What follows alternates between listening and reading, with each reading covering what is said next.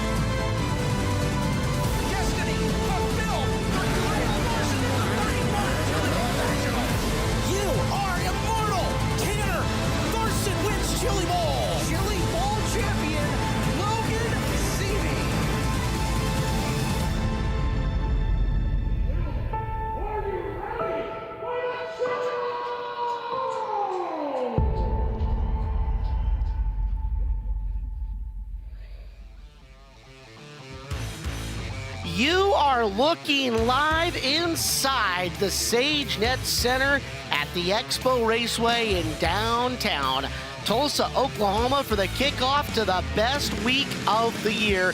Ladies and gentlemen, welcome to the 39th annual Chili Bowl Nationals, powered by NOS Energy Drink, live with every lap here on Flow. I'm Caleb Hart, he's Chris Wilner and Clinton Boyles. And guys, if that 3-minute intro video didn't make the hair stand up on your forearm for the electricity that this building is gonna have, I don't know what's wrong with you.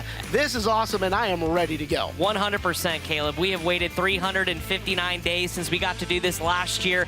We have 390 entries here at the 2025 edition of the Chili Bowl Nationals, and I am so excited just to see what we're gonna see, because Clint Boyles, a couple weeks ago at Tulsa Shootout, we were put in for an absolute treat. I can only imagine what this week's going to be like. Yeah, I think last week set us up for such high expectations, and I think we're going to see that carried out. I had no nerves inside this building until right now when that intro video played, and you know, just so happy. We've waited 365 days to be back here inside this building for the Chili Bowl, and there's no place I'd rather be in January than inside this building.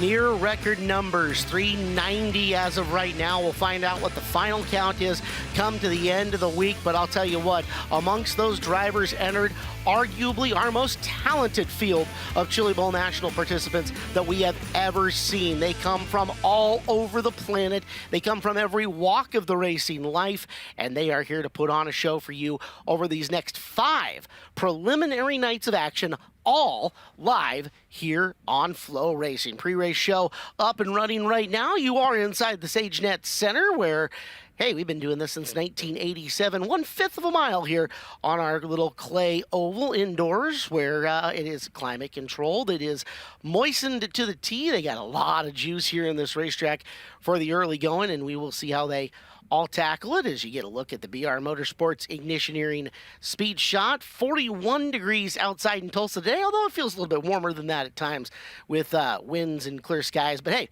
it's always 72 and sunny inside the arena, right? Yeah, that's the best part of it. We got a nice roof over our heads, nice 65 degrees in here, and yeah, absolutely don't have to worry about the weather. But we've been treated some great weather just in Tulsa in general this week, and it looks very nice. So for the race fans coming out over the course of the week leading into Saturday, it's going to be excellent conditions here. If you're not here already, easy travel Safe travels on your way down. What are you doing not here already? Because you can't take in the whole thing unless you take in the absolute whole thing. Tonight, we're going to have hot laps coming up. They are due at 4 o'clock Central Standard Time. Opening ceremonies will follow that, followed by our 8 heat races tonight. We had 66 drivers draw in for the heats tonight. The top 40 of them will end up making the qualifiers. Everybody else will be split off into C-main events. But in between heat races and C-mains, tonight we have the O'Reilly Race of Champions. And their hot laps and qualifiers will go off in between the heats and C-mains. Qualifiers after the C to determine who's locking into the 16 A-main spots and who all will be divided between our 2 B-main events. The Race of Champions will go 25 laps. And then our 15-lap top 4 advance for 2 B features on the program, followed by the 30-lap A-main event tonight here at the Chili Bowl Nationals. It is Second Opinion Auto Center night here at the track, and I'm ready. I'm juiced up. I'm ready to go. Let's go down to the guy with the golden driller on his arm. We welcome in Brian Ward to the broadcast. And Brian, after a busy day of moving the entire town of Edmond, Oklahoma into your hotel room, it's nice to have you here on the broadcast.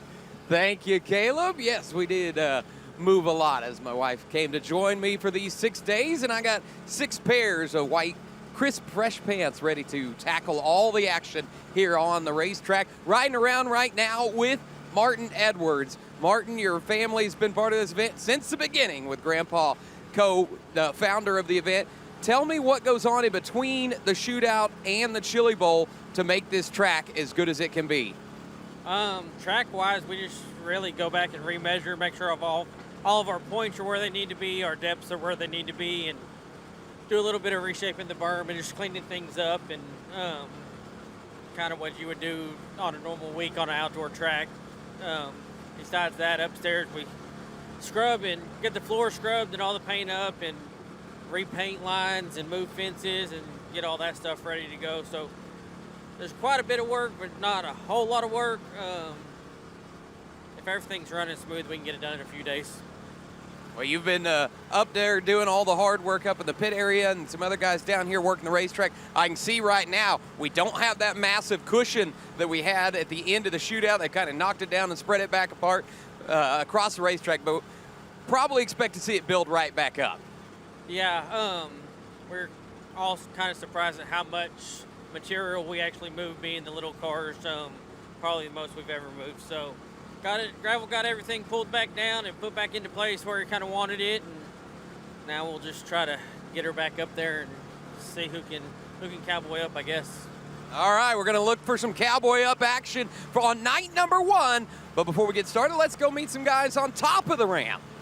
Yeah, thank you, Brian. We're going to cowboy up here at the top of the ramp. First of all, though, Earl, go Birds. Let's go Birds, baby. How about that? Fly, Eagles, fly. We had to throw it in. Blake talks about Iowa, right? We could talk about the Eagles, but let's talk about the Chili Bowl. We are back here going to work for another 5 days of preliminary action and then the Big Daddy on Saturday. But the pit area is packed, as Caleb said, arguably the most talented field of race cars we've ever had at the Chili Bowl, and it's going to kick off tonight with a big one. The granddaddy of them all, right? The best week in motorsport starts this weekend, right? The 39th running of the Chili Bowl Nationals, brought to you by NOS Energy Drink.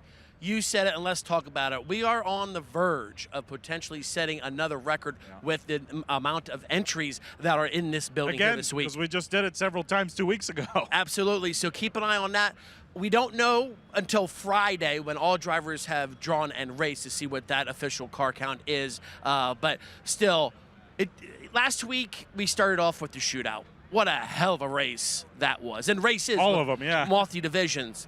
Now this is everything. This is where the best drivers in the world get together, and that's right here at the Tulsa Expo Raceway. Yeah, Earl and I are going to be up here today, keeping track of everything going on up here at the pits to the top of the ramp and everything in between. Stay with us right here on FloRacing, the 39th running of the Chili Bowl Nationals, powered by NOS Energy Drink.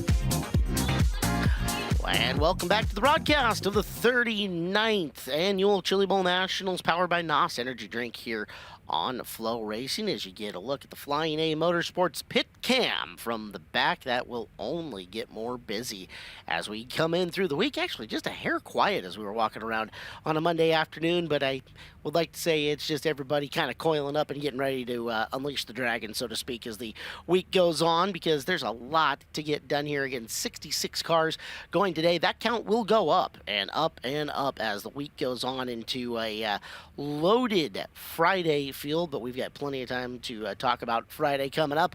Right now, Monday is what is at stake.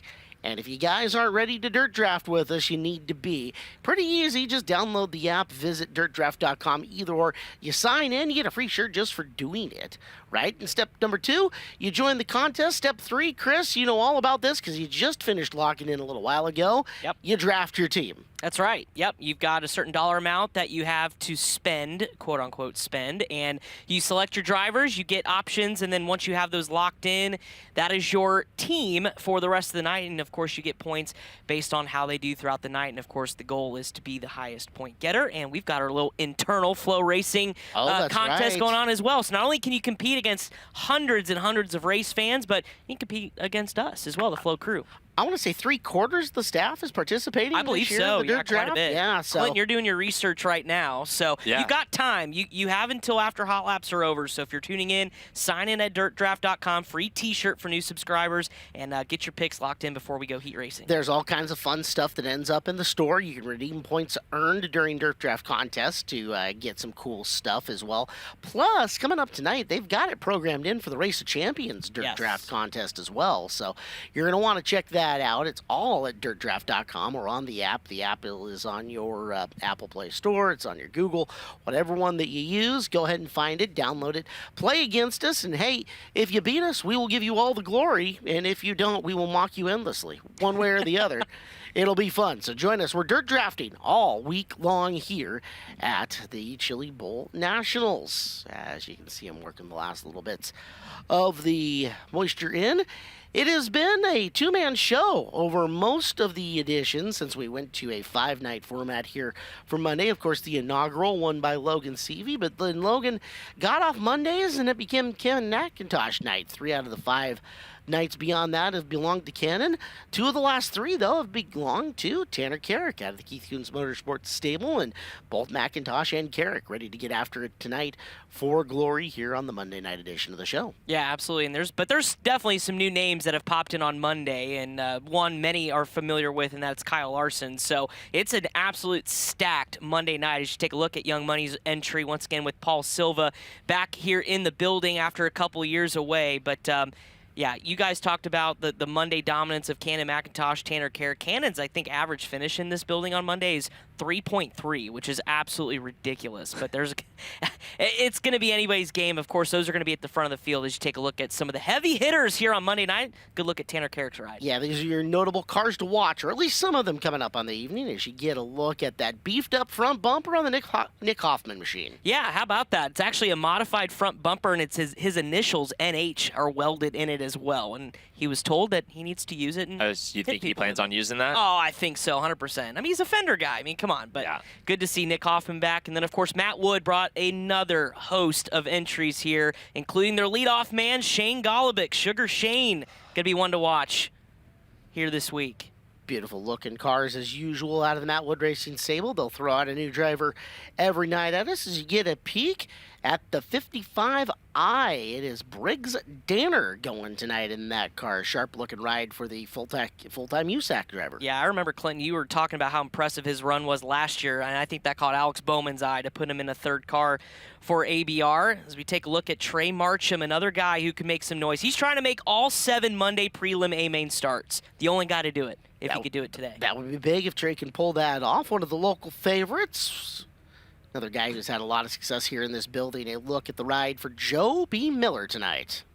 Last 5 years, he's been in the night program on Saturday night. That's C, B, and then, of course, the feature, trying to keep that streak alive. But they've got some work to do, it looks like, when we shot this video, so trying to get that piece ready to go. Brent Cruz, fresh off a Tulsa shootout win. He picked up his first Golden Driller this last week at the shootout. Now see if he can carry some momentum in the 71M car. Youngest A-main starter in Chili Bowl history for the Cruz missile. As you look at Zach Weigel, one of the many entries for Chad Boat and CB Industries. Weigel out of Belpre, Ohio. Going to try to lock into his first Chili Bowl Nationals A-main. And last, but certainly not least, there is the guy who had the moniker of Mr. Monday Night for a little while, Cannon McIntosh, in the Mobile One Keith Goods Motorsports entry. Kerr Magajanian adding some help on that one as well. So Cannon McIntosh, one of your ones to watch, along with a laundry list of names. Although every night there's going to be a superstar going from some realm of motorsports, you can absolutely guarantee that.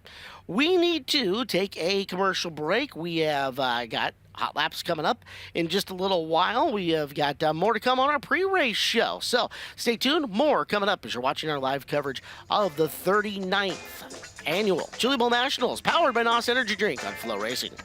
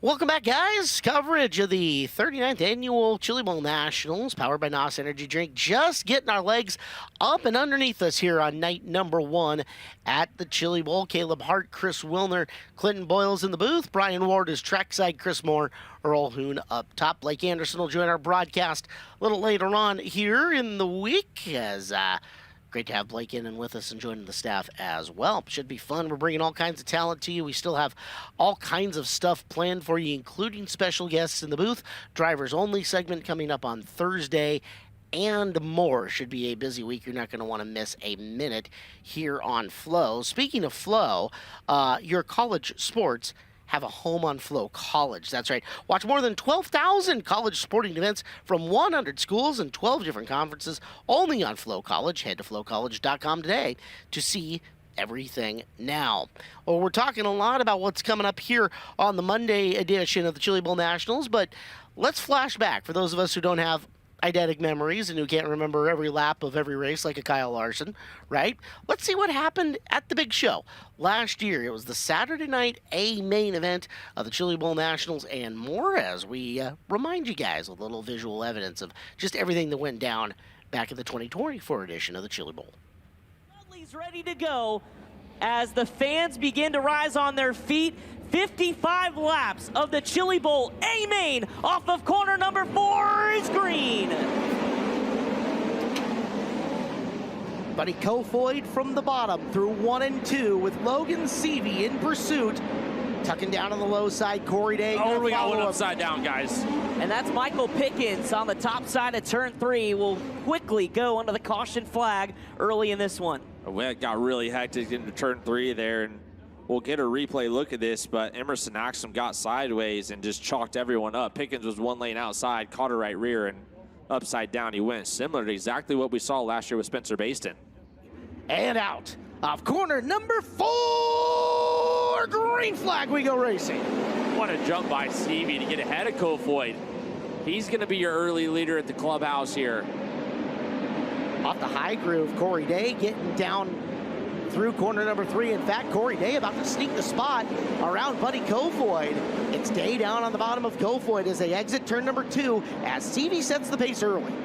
Buddy on the top side trying to keep pace here. Here comes Corey Day, going to try to pin that car on the bottom. Got a little bit loose as Kofoid will retain the second spot. Your top 3 already starting to pull away. Tanner Carrick under fire from Hank Davis, who moves in the 3rd spot as here's your battle for the lead early in this one. 2 laps down, Logan Seavey leads. And look at that, just like you predicted, Clinton Boyles, the top is already there for some of these drivers. Kofoid sticks a nose in down low down the back straightaway, follows Seavey through 3 and 4. Seavey on point, but Kofoid looking fast. Slider teed up in 1 and 2 for the lead. Seavey going to try the crossover, but Buddy's got the front end hiked up on his 71 Toyota Mobile 1 machine as here comes Seavey to the bottom, but Buddy's going to have the advantage and lead that lap. Kofoid leads lap number 5 and moving forward. Seavey caution. Going to try to pace him.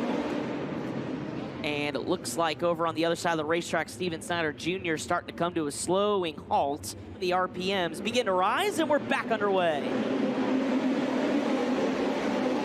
Seavey to the top, followed by Buddy Kofoid, opening the bottom and middle for Corey Day. Couldn't quite get it stuck that time by. He'll settle back into the 3rd spot as Tanner Carrick's got all sorts of company in the form of Hank Davis. Davis doing a good job of rolling the bottom as the battle for the lead is back on out of turn number 2. Seavey with Kofoid. Kofoid messes up a little bit on the exit of the top side of 2. There's the big move in behind him. Carrick flashing in front of Davis to try to hold the 4th position. And now Day with a move to the low side of Kofoid for 2nd. Kofoid turns him away out of the corner. They're about a half straightaway, and it's a full gaggle of cars. Here comes Dason Pursley. Pursley again started 20th, battling Thorson for 7th, and he's got it. And he's following Shane Golubic through. Golubic's on a charge himself up to 6th. Now Seavey had made a small change coming through the corner, and Kofoid rolling in. Buddy Kofoid, thought about going to the bottom, has to go to the top. Yeah. Seavey slides himself, and that helps give him a gap going down the back straightaway. As here comes Buddy Kofoid, he's going to try and attempt to at least poke his nose, see how off the cushion Kofoid is compared to Seavey. Logan's going to be judging his speed off Briscoe right here. He just can't catch up to Chase Briscoe and sees that bottom side. These mistakes become more and more prominent. He's going to probably try to get in front of Briscoe here and jump to the bottom. Inside 30 laps to go as they come off at turn number 4, halfway home. Hank Davis is now having to deal with Dason Pursley down on the bottom. Dason Pursley, have a night, young man, as he works his way into 4th off the low side of the speedway. Pursley now going to try to run down your top 3. He's on the bottom in 1 and 2. Wonder if he found something down low as he continues now to pull away from Hank Davis. 30 laps in, guys, 25 to go. Kofoid after Seavey, and Seavey has now brought the car down in 1 and 2. He feels it, guys. He's going to go to the bottom at 3 and 4 also. Buddy going to keep trying the high side. You got to try to make something happen. Starting to get a very long ways away up there. And here's the tell, guys. Start to look at the right rear tire on Logan Seavey. Colors are changing on the rubber out there. Yeah, you can see the color on that right rear tire. Just look how easy he has to get into the corner. Trying not to, oh, we got one around, and that's Kayla McIntosh right in front of your leader, and that'll bring out the caution. He's got to manage it for 3 more laps. Now remember, peaking a few years ago, caught Kyle Larson and Christopher Bell got him in that process. You still got to focus on what's in front of you if you're Logan Seavey, and that's making good corners as we're down to 2 laps left. He's looking at the screen. He saw Buddy closer right there. Back straight away to the white flag. Final time around, this time by for Logan Seavey as he rolls into corner number 1. Kofoid close enough, but not there. Back straight away for the final time, into 3, and out of corner number 4, 2-time Chili Bowl champion Logan Seavey. Buddy Kofoid second, and Corey Day third. So this year, instead of 55, we'll go 40 on the Saturday night A main event. But Logan Seavey, Buddy Kofoid, they are back to lock horns once again as Seavey goes for 3 in a row. Kofoid goes for his first, and heck, we might get a little preview of that tonight in the Race of Champions. Who knows? Absolutely. I think so, too. And that reception by the drivers of the decision to move back to 40 laps for the Chili Bowl, first time we've seen it since the 80s, has been well received. And I think Christopher Bell talked to him a little bit yesterday. He said, you're going to see a different intensity level right from the drop of the green flag. We often talk about the way you manage the race and manage your equipment until the track begins to change, but you're not going to have time to do any of that. If you're riding around, you're going the wrong direction when it comes to Saturday night. So it's going to be fun to see.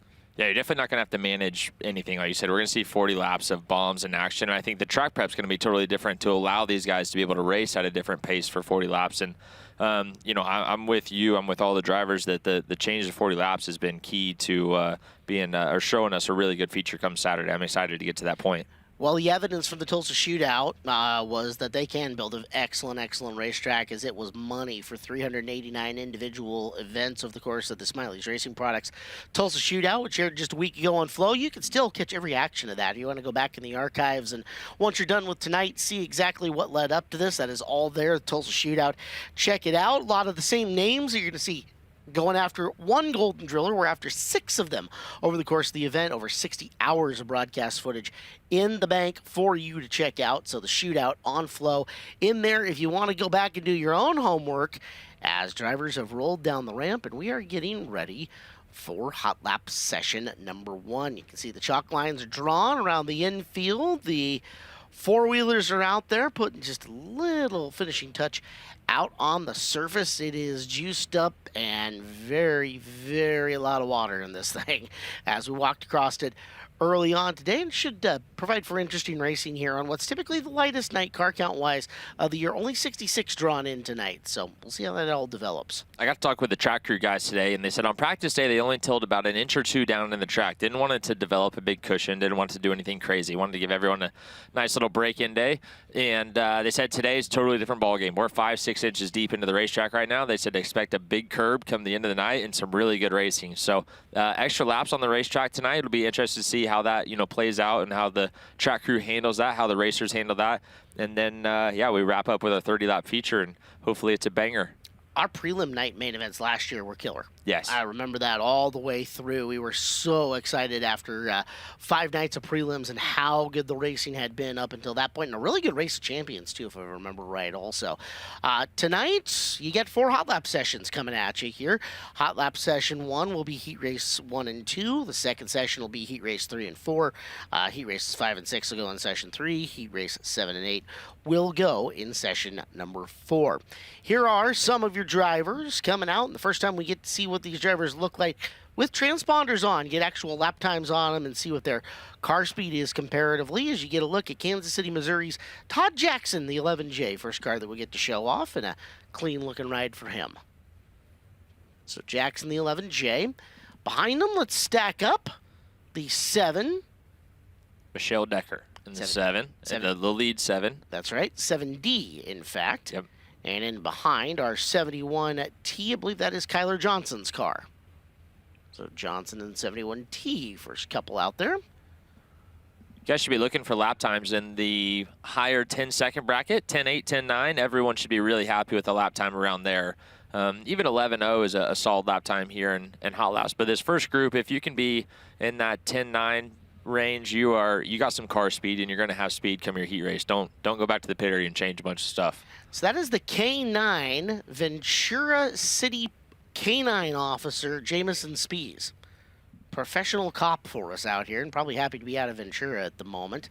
Our thoughts are with everybody out there in Southern California and the LA area right now, battling what they're going through. Emilio Hoover, car number 9, a longtime veteran here of our... Biggest surprise of last year's preliminary night, I think, Emilio Hoover and what he was able to do. I mean, put it on the front row of the prelim night. Didn't go the way he wanted to, but trying to replicate that success here this year.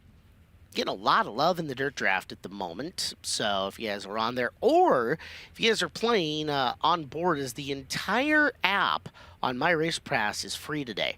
That the whole thing, live timing and scoring, schedules, the fantasy game, all free on MRP today. So just as an FYI, in case you have never used that before, it's a good day to try that out and check that out. The Honest Abe Roofing 16T, Kevin Newton out on the racetrack. He goes inside row number 4 here in this first hot lap session.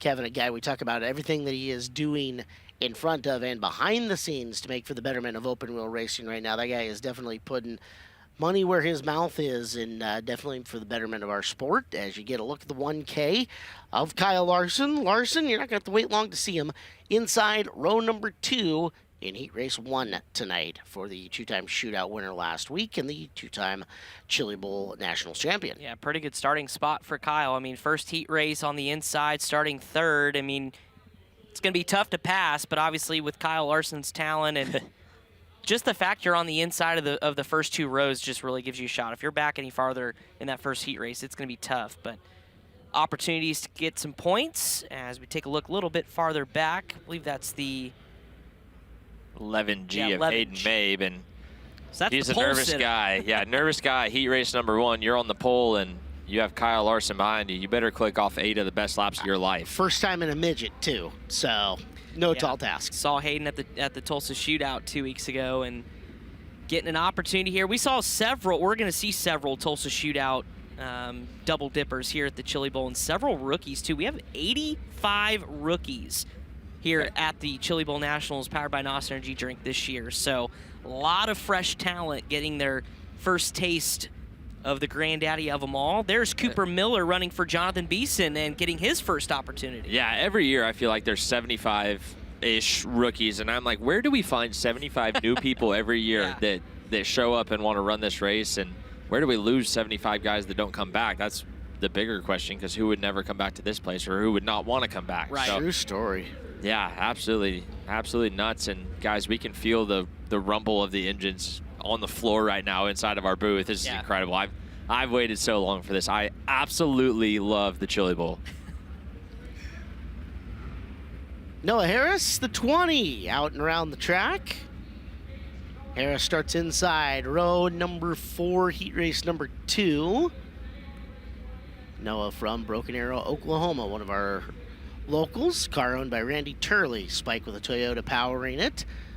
Non-local, your best bud, Dylan Welch in the 60 car. Chris? Yeah, last minute effort. He had told me all year, I'm retired, I'm not driving, I'm going to focus on my broadcasting career. And then an opportunity with John Levesque and that organization came just too good to be true. Free ride and an opportunity to come run on Monday. I think he's actually going to head home and be with the dog and stuff during the week, but good to see Dylan Welch back, a 2-time Chili Bowl A-main starter. It's a Ripper chassis with a Honda power in it. So he's now, I think, driven pretty much with every motor and chassis combination almost that you can think of. So add Ripper and Honda to the list.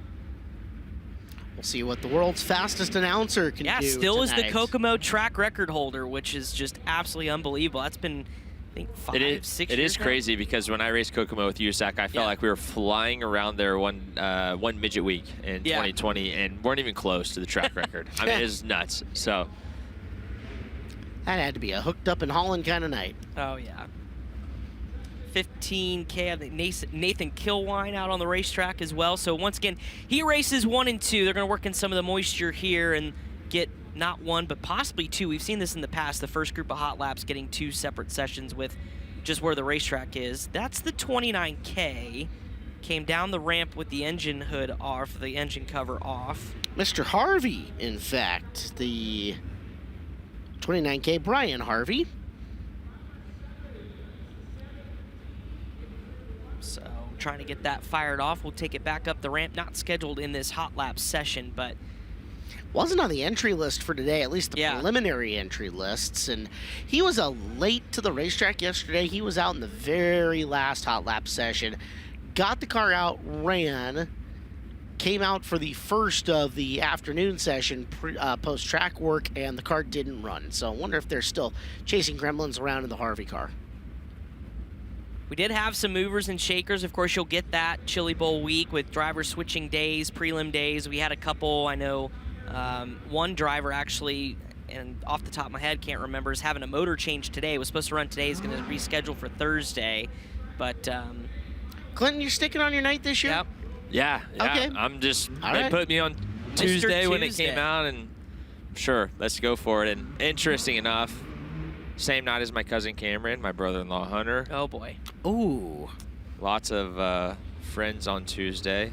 We'll see if they remain friends by the end of the night. People ask this every year, but as somebody who's now run Friday, you're going to run Tuesday. I mean, in a perfect world, like, do you have a preference? Does it matter? Do you like early versus late? Do you like getting to watch the whole week? I've said this forever, and it still reigns true. My perfect night is Friday night. The intensity inside this building, the crowd, the energy is second to none. I almost think sometimes Friday night's more amped up than Saturday because the guys are, you're only in here for 4 or 5 hours throughout the day, and they're drunk in the stands and having fun. And Saturday's a long day to build up all day long. So, I'd love to be Friday. Car owner said, let's roll on Tuesday, and it is what it is. You're not going to complain.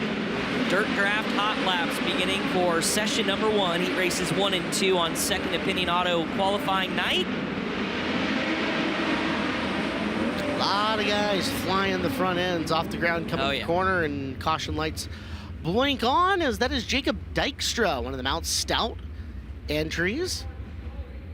Dykstra, one of our international competitors, Port Colborne, Ontario, Canada, running the Mopar-powered Spike for Mount Stout.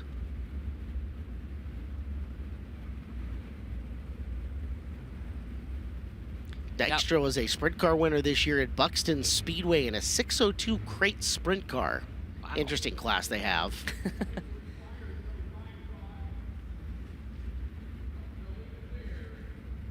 Get a look, the 15K.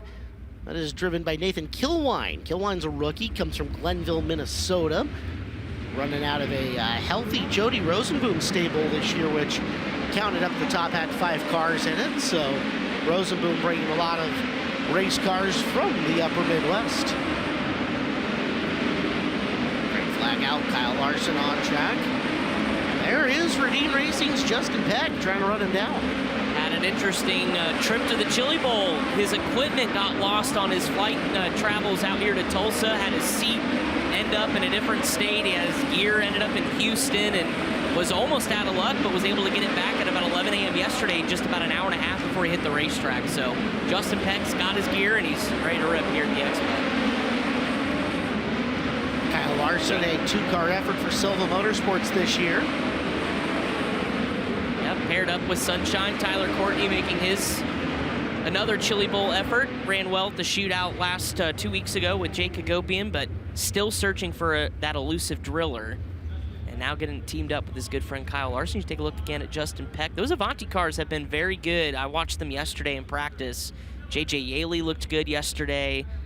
Keep an eye on that organization. And for a car that Justin didn't get into, literally didn't get fit into until about an hour until he was on the racetrack, off to a pretty good start. Take a quick time out. More with Dirt Draft Hot Laps coming up next at the 39th Annual Chili Bowl Nationals, powered by NOS Energy Drink.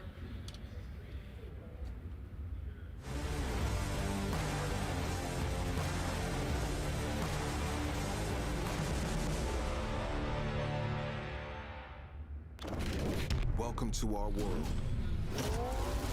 A world of dirt, drift, and dodging fate. A world where all of motorsport collides. A world of digging deep, of grit, glory, and bitter defeat. Inhabited by the strong, the fearless, the barely sane. Welcome to our world. Welcome to the world of NOS.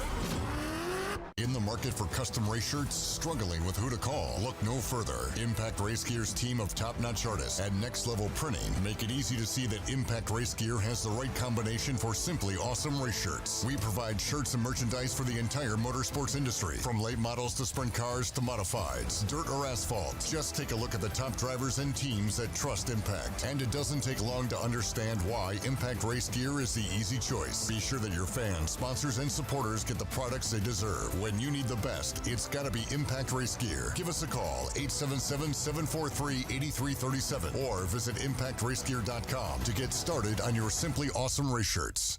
Go harder, faster, stronger with Rod End Supply. Whether you are running industrial, farming equipment, or a race car, Rod End Supply has the assortment of rod ends, radius rods, and specialty products that will help you lead the field in performance. Our superior design means our rod ends last longer and perform better, giving you the edge on the track and saving you money. Contact Rod End Supply or order online today at rodendsupply.com. We don't just sell them, we race them. rodendsupply.com. Serving the racing community for over 30 years. Hey race fans, have you set your Dirt Draft lineup yet? Dirt Draft is the fantasy racing app you can download right on your phone. Pick a team of 5 drivers within your $100,000 salary cap, and the better they do, the better you do. You earn points to spend in the Dirt Draft Speed Shop for all kinds of cool stuff, from t-shirts and hats, race tickets and pit passes, or even a season pass to FloRacing. New subscribers even get a free Dirt Draft t-shirt. Download the Dirt Draft app now from the Apple app or Google Play Store. Dirt Draft Hot Laps roll on here at the 39th Annual Chili Bowl Nationals, powered by NOS Energy Drink here on FloRacing. You will have just until right before the green flag drops on heat races to get your Dirt Draft lineup set. So continue watching through Dirt Draft Hot Laps and, you know, have a strategy ready to go. We had Zach Milburn tweet us in, say, how's our lineup look? Pretty good. Yeah. You know, I'm not going to reveal mine until it's done. I don't want any cheaters out there. I'm just kidding. Oh, stealing your inside info, right? Yeah, we'll see after night one if you are secretive about your info. I'm going to say that. I'm going to be last after this. No, I'm just kidding. I would just like to remind everybody that by Chris's powers of deduction, 2 years ago, he was a top 5 guy nationally until he forgot to lock it in. On the Thursday night? My off day that year was Thursday, and I just completely blanked because I wasn't in my routine. Ruined the routine. But that's what it is. That's all right. The second Opinion Auto Center entry car of the night, who is our night sponsor here within the arena, is driven by, that is the 2NP. Bill Johnson. Going to start 4th in heat race number 3. They brought another solid save. By the way, shout out to Second Opinion as well. They this morning announced that they are giving back to first responders here in the Tulsa, Oklahoma area, and invited the first 75 first responders that had either a uniform or ID with them to a free ticket here on Monday. Very cool deal. So shout out to them. This young man out of Jacksonville, Oregon, is going racing for Tommy Tarleton in 2025. Tanner Holmes running one of the Beelman midgets here, a Spike powered by a Stanton SR11, but yeah, he will be in the Tarleton 21 for NARC 410 action coming up in 2025. So nice ride for Tanner Holmes. Say it nearly every year, but if you don't follow his YouTube content, it's an interesting behind the scenes of what it's like to be a traveling sprint car driver. Kyle Bellum in the 93, making his way through turns number 1 and 2.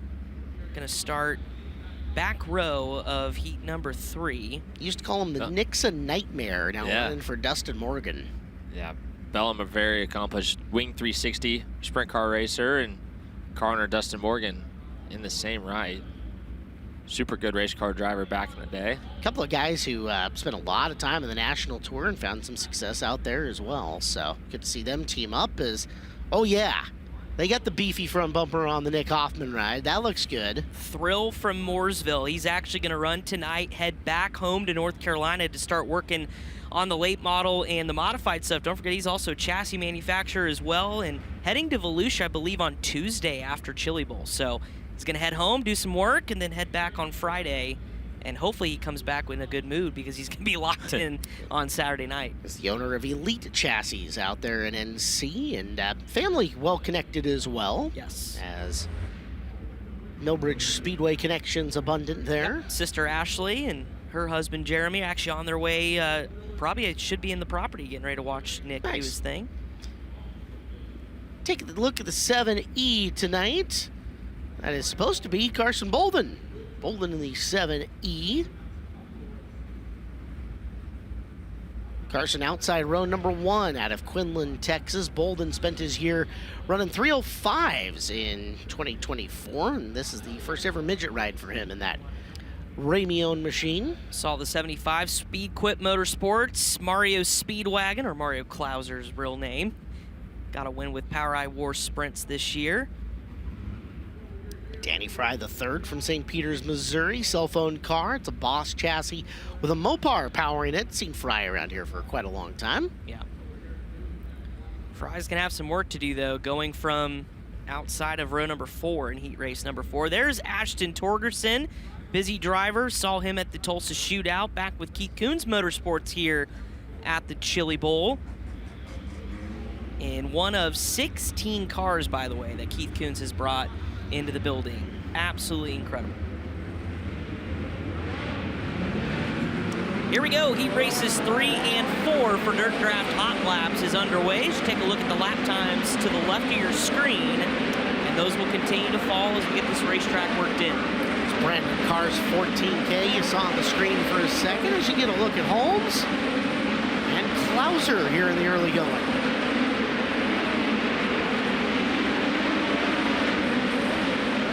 Torgerson the fastest so far. Peck from session number 1. Now Kyle Bellum to the top of the Dirt Draft speed chart. Yeah, Bellum's car you're watching it there looked really good around the bottom in 3 and 4. Take a little bit look farther back. Got some cars rolling through the middle there, it looks like, off of 3 and 4. And there's Nick Hoffman. Up to 3rd quick, right as you say his name. Torgerson, Bellum, Hoffman, Peck, and Klauser. Yellow lights on in the arena.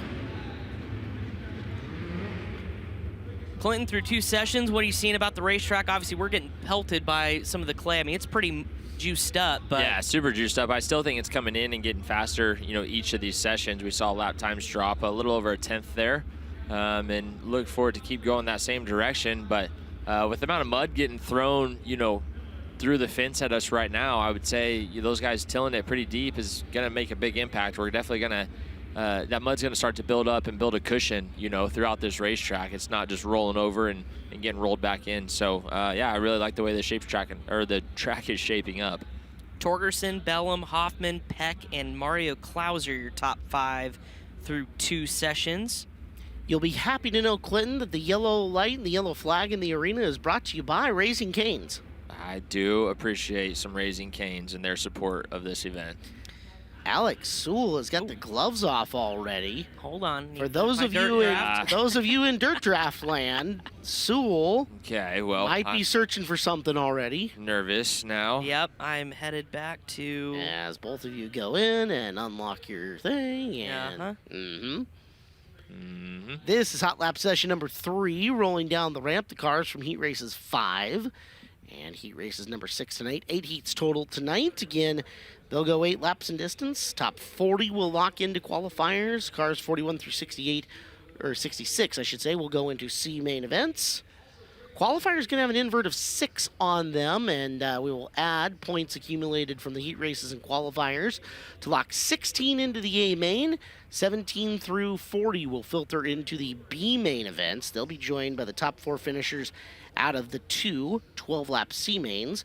B mains go 15, and then the top 4 from those 2 B mains will tag the back of the field, occupying positions 17 through 24 in tonight's 30-lap A feature. Easy enough, right? On the racetrack, it is the 68E. That is Eric Blerner from Sun Prairie, Wisconsin. Cell phone car. It's a Stealth with a Honda in it, so more Honda power out early on the racetrack.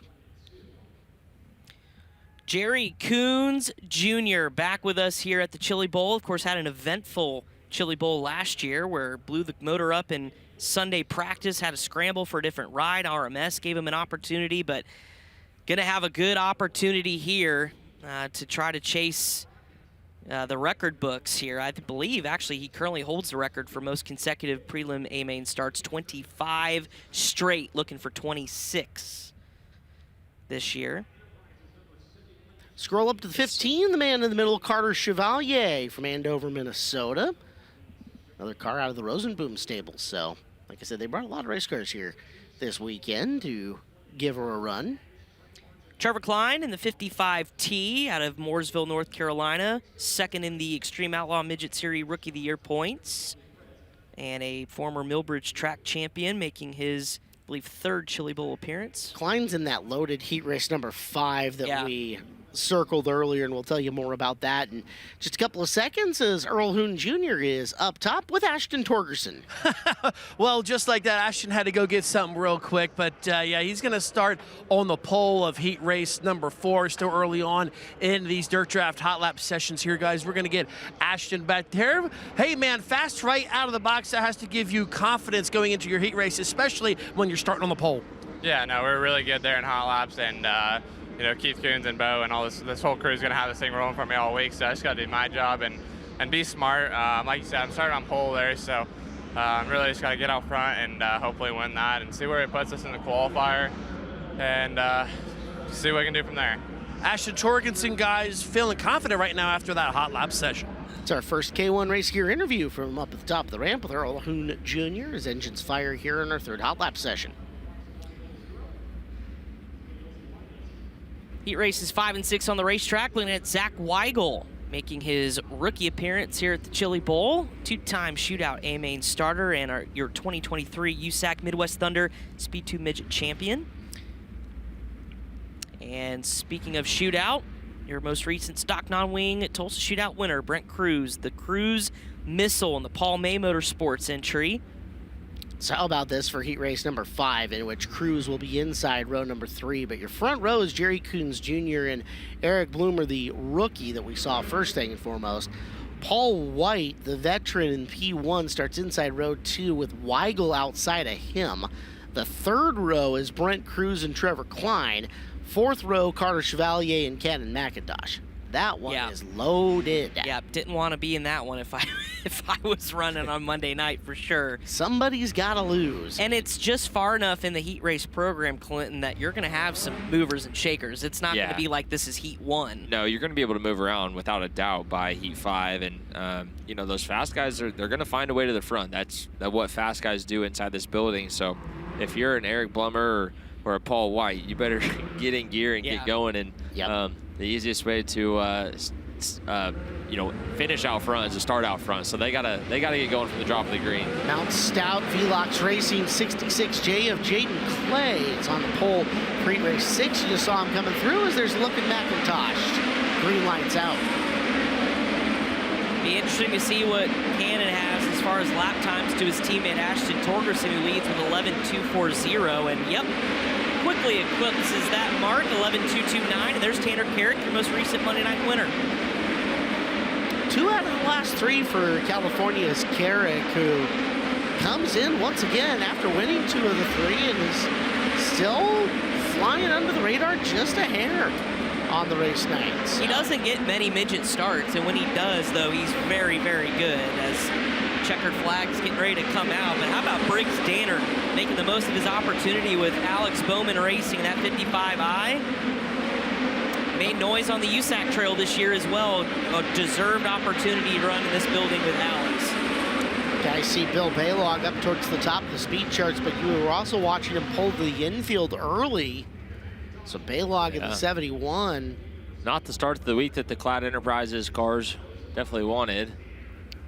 That's a good segue, Clinton, into our flip count, which, by the way, we'll be keeping track of. We're at 4. One of those was courtesy of one of those Bobby Stone's machines on Saturday. Yeah, there was no on-track activity. Happened in the parking lot, unfortunately, during just a routine engine fire. Adam Boylard was behind the wheel, and the throttle accidentally stuck while it was outside. He tried to shut it off, hit some ice, and over it went into a snowbank. So Plenty of behind-the-scenes content on Yes. all these things we talk about Yes. over on FloRacing. We have a Yes. story on that. We talked about Danny Fry earlier, a long piece that he had going out this week that is really cool to watch about father and sons and kind of the back row of the Tulsa Expo building. So plenty of stuff over on the Flo app or FloRacing.com, and go check it out. Chance for you to do it right now, in fact, because we're going to a commercial break. So thank our sponsors here at the 39th Annual Chili Bowl Nationals, powered by NOS Energy Drink on FloRacing, and back for more right after this.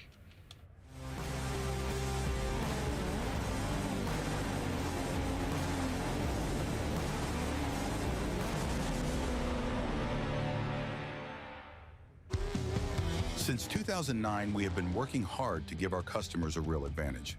Engineering starts by designing components using advanced 3D modeling software. We then manufacture prototypes, test them, race them, and refine them. Ultimately, turning these prototypes into better suspension components that make your race car faster.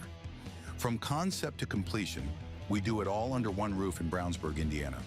We take pride in every step of the process, from initial concept to putting the shipping label on your order. Our dedicated staff of racers is here to help you win. Everything we sell is backed by the best customer service in the industry.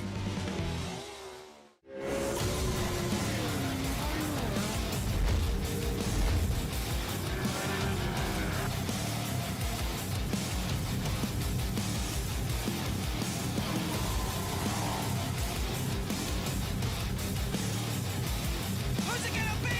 Evan Dissian steals it here tonight.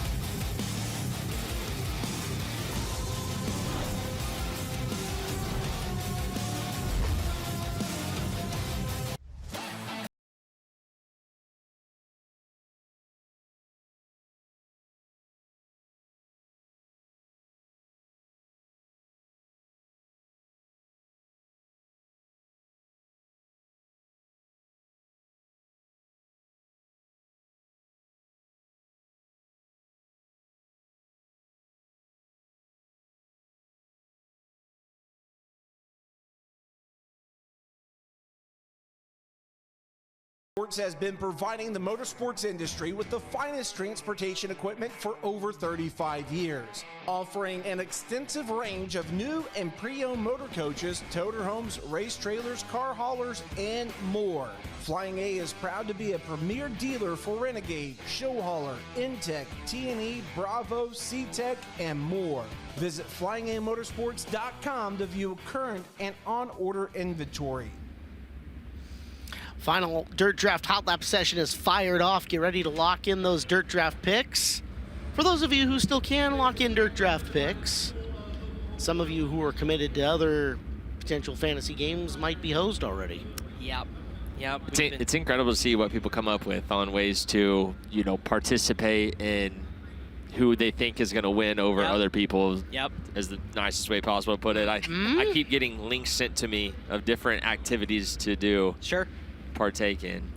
Briley Kilmer out on the racetrack from Goldsboro, Oklahoma. Heat race number 7 and 8. Your final two out, going to be on the racetrack for your final Dirt Draft Hot Lap session. 2W is Luke Storer. Storer coming from Australia. Speed car winner over at Avalon Raceway back in March of 2024. So been a bit, but victorious nonetheless. Team Canfield here once again, and represented the 86C is David Canfield Sr. out of Decatur, Illinois. And Shane Golobic representing Matt Wood Racing, the 17W, always fast and consistent here at the Chili Bowl Nationals in the NOS Energy Drink sponsored car. Yeah, 100%. Second locked in last year, second straight runner-up in a prelim. He's still looking for a prelim win. I know he wants to lock in, but maybe today is the elusive day he gets it done. Let's take a look at Joe B. Miller. Can't count him out as well. Always up front and in the night program when we get to Saturday. Something with Joe B. He's been eclipsed now for greatest shootout performance of all time. Yep. Maybe not greatest performance, but best main. Yes. Best main. Still passed the most cars to win a shootout by all of them. But yeah, the 2 weeks ago non-wing finale was one to remember. Hayden Wise making her Chili Bowl debut. in a linked chassis with Toyota under the hood. Saw Josh Balicki there for a second before that guy from your backyard. And a guy from your backyard. That's right. GT. Originally from Snohomish, Washington, driving the Mike and Brian Dunlap GetAClue.com 32. He was on my list of best appearing, by the way. Yes, I agree. That's a sharp-looking race car. GT.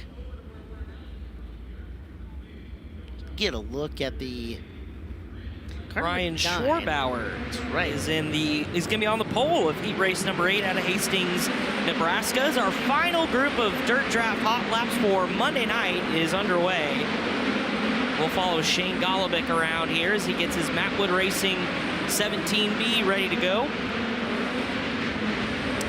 Has to get off the gas real quick because we've got one around and pointing towards the outside wall. That's the P92 of Alex Cogley, another rookie from Findlay, Ohio, driving for Gravy Fairfield. First look at an IBOC replay. Let's see how it all went down. Chain reaction in the corner, and Cogley got the wrong end of it. Running a Ripper with a Mopar powering it. Another popular pool pick amongst some. See how he turns out. He's in a good spot, too, when you look at the heat races as well, because don't forget, it's all about passing points, and Adler's going to start outside of row number 2. He's got Gary Taylor in front of him, but a pretty reasonable heat race as far as making up a couple positions to get into the back or get into a qualifier position. Back to green flag action. 33M of Charlie Loudon out of Arkansas on racetrack and in your screen at the moment. Another look at Balicki coming through the corner. And the JFM entry of Ryan Timmons. That's the 73B from Pleasant Hill. Oh, there's flip number 5. And boy, that bottom rail is junk. And it looked like it was coming toward us here in the Brian Gabinski broadcast booth. Major damage. I'll get a number on it as soon as we get it tipped back over. Safety crew on the scene. First real big one. I mean, we've had 4 flips at the practice day, but that was a massive one. Driver out of the car. And Caleb, I think it was the driver you were just talking about. Yeah, the 92 car. Oh! Throttled out.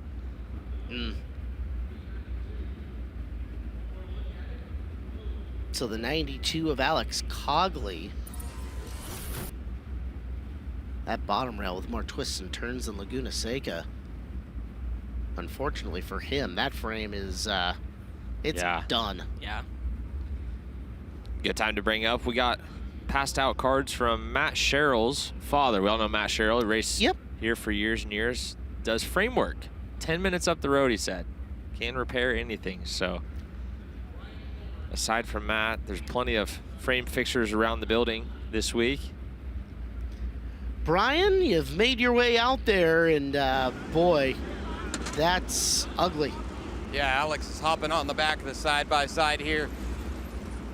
Full head of steam coming into the corner, and you took a wild ride. Tell me what you felt inside. I just didn't quite have it gassed up enough and caught the curb a little bit off, but you know, hopefully we get it put back together for the race tonight. So you're confident that you can make the repairs here and get ready to go. The good news is you've got several heat races to do that work. Yeah, definitely. We got plenty of time, and we got some pretty good crew guys in the back. I know Gravy's been around this stuff for quite a while, and he's got some pretty good stuff, so we should be able to get it put back together and do pretty good tonight. All right, guys, just sitting here taking a look at it from the back of the side-by-side. Front end's got a lot of damage. Both shocks are pulled apart, and you guys saw some of that frame, and they're going to go get a good look at it back in the pit, see if we can see it for one of the late heat races. Yeah, Brian, the bottom rail on the, I'm going to say, left-hand side has got a snake in it that's pretty scary. With the way these engines mount in these cars too, there's no real front engine mounts to support. So with a crash like that, the way, you know, if you hit down on those lower rails, that engine is just trying to rip itself out of the motor plate. And so wouldn't be shocked to see at least a bent motor plate, if not a cracked one at that. Just for speed. For speed purposes, you just clip that thing and you go. Yeah. If you've got a clip sitting around, and that's part of the fun of that. That is a King chassis. I think when Alex sees that, he said he didn't have enough throttle, but he had too much throttle. Might change his mind. Well, look at Loudon again as we'll bring her up to green flag action one more time. Dirt Draft Hot Laps continue on. Top 5, Danner, McIntosh, Coons Jr., Baylog, and Torgerson at the moment.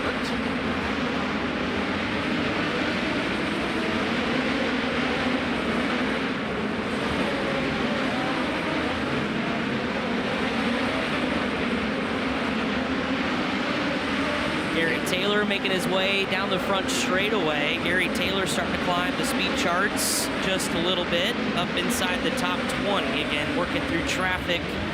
Speaking of traffic, we've got 2 parked cars in turn 2, and one of those Joe B. Miller, the other Hayden Wise. And they're sending them up the ramp, so once those 2 cars fire back off, we will be all done with Dirt Draft Hot Laps. Shane Golobic, fastest of this final group of Dirt Draft Hot Lap session with 11.176. But Briggs Danner, top of the board here on Second Opinion Auto qualifying night. Dirt Draft Hot Laps, 11.115. As the teams head up the NOS Energy Drink ramp cam, let's say hello to Chris Moore at the top of the ramp with the K1 Race Gear interview. Yeah, and I've got our guy here, quickest in Dirt Draft Hot Laps, Briggs. We talked not that long ago, and tonight's a tall task. There's a lot of really heavy hitters tonight, but I feel like you just maybe sent a message? Yeah, maybe. I've been kind of saying all week, Mickey and Alex have given me one of the best pieces here for sure, and if we don't do good, it's probably my own fault. So, yeah, it feels good to win Hot Laps, I guess. Hopefully our heat race goes good. We're starting second, so got to win that and go from there. I'd imagine this is as confident as you've ever been coming here between making the A-Main last year and then having the great season. You kind of broke onto the scene this year, and you and Tim Hogue are going for it full-time next year on the National Series. But I'd imagine this is about as confident as you've been coming here. Yeah, certainly. After making the prelim podium last year and being able to make Saturday night feature helps a lot. I mean, last year was the first year that I ran a midget outdoors before Chili Bowl, before I kind of felt like I was learning all over again. So, yeah, definitely feel good. I know I've got a good piece. I just got to keep my nose clean, do my job, and we should be in good shape. All right, good luck. Thank you. There you go, guys. Briggs Danner, he'll roll from the outside pole of heat number 6 tonight. Briggs Danner with a 11.115 lap time. Last week we were seeing 10.5s by the micros, yeah. So midgets look like they're going really fast around here, but still got some speed to pick up to compare to some of the micro times we saw last week. Micro technology keeps getting bigger, better, faster, and shows itself through.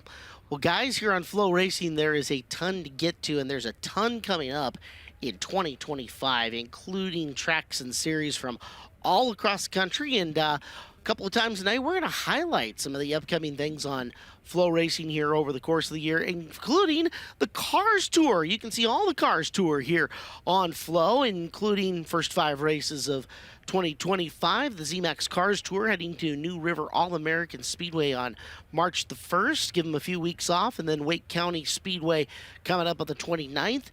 Cordell Motor Speedway April 12th, Orange County Speedway on the 26th, and Ace Speedway on May 2nd. That is just a small sampling because if it's Cars Tour, the ZMAX Cars Tour, you will find it right here on the FloRacing tile on your Flo Sports app, no matter whether you're watching that on your cell phone, your tablet, your smart TV, or whatever.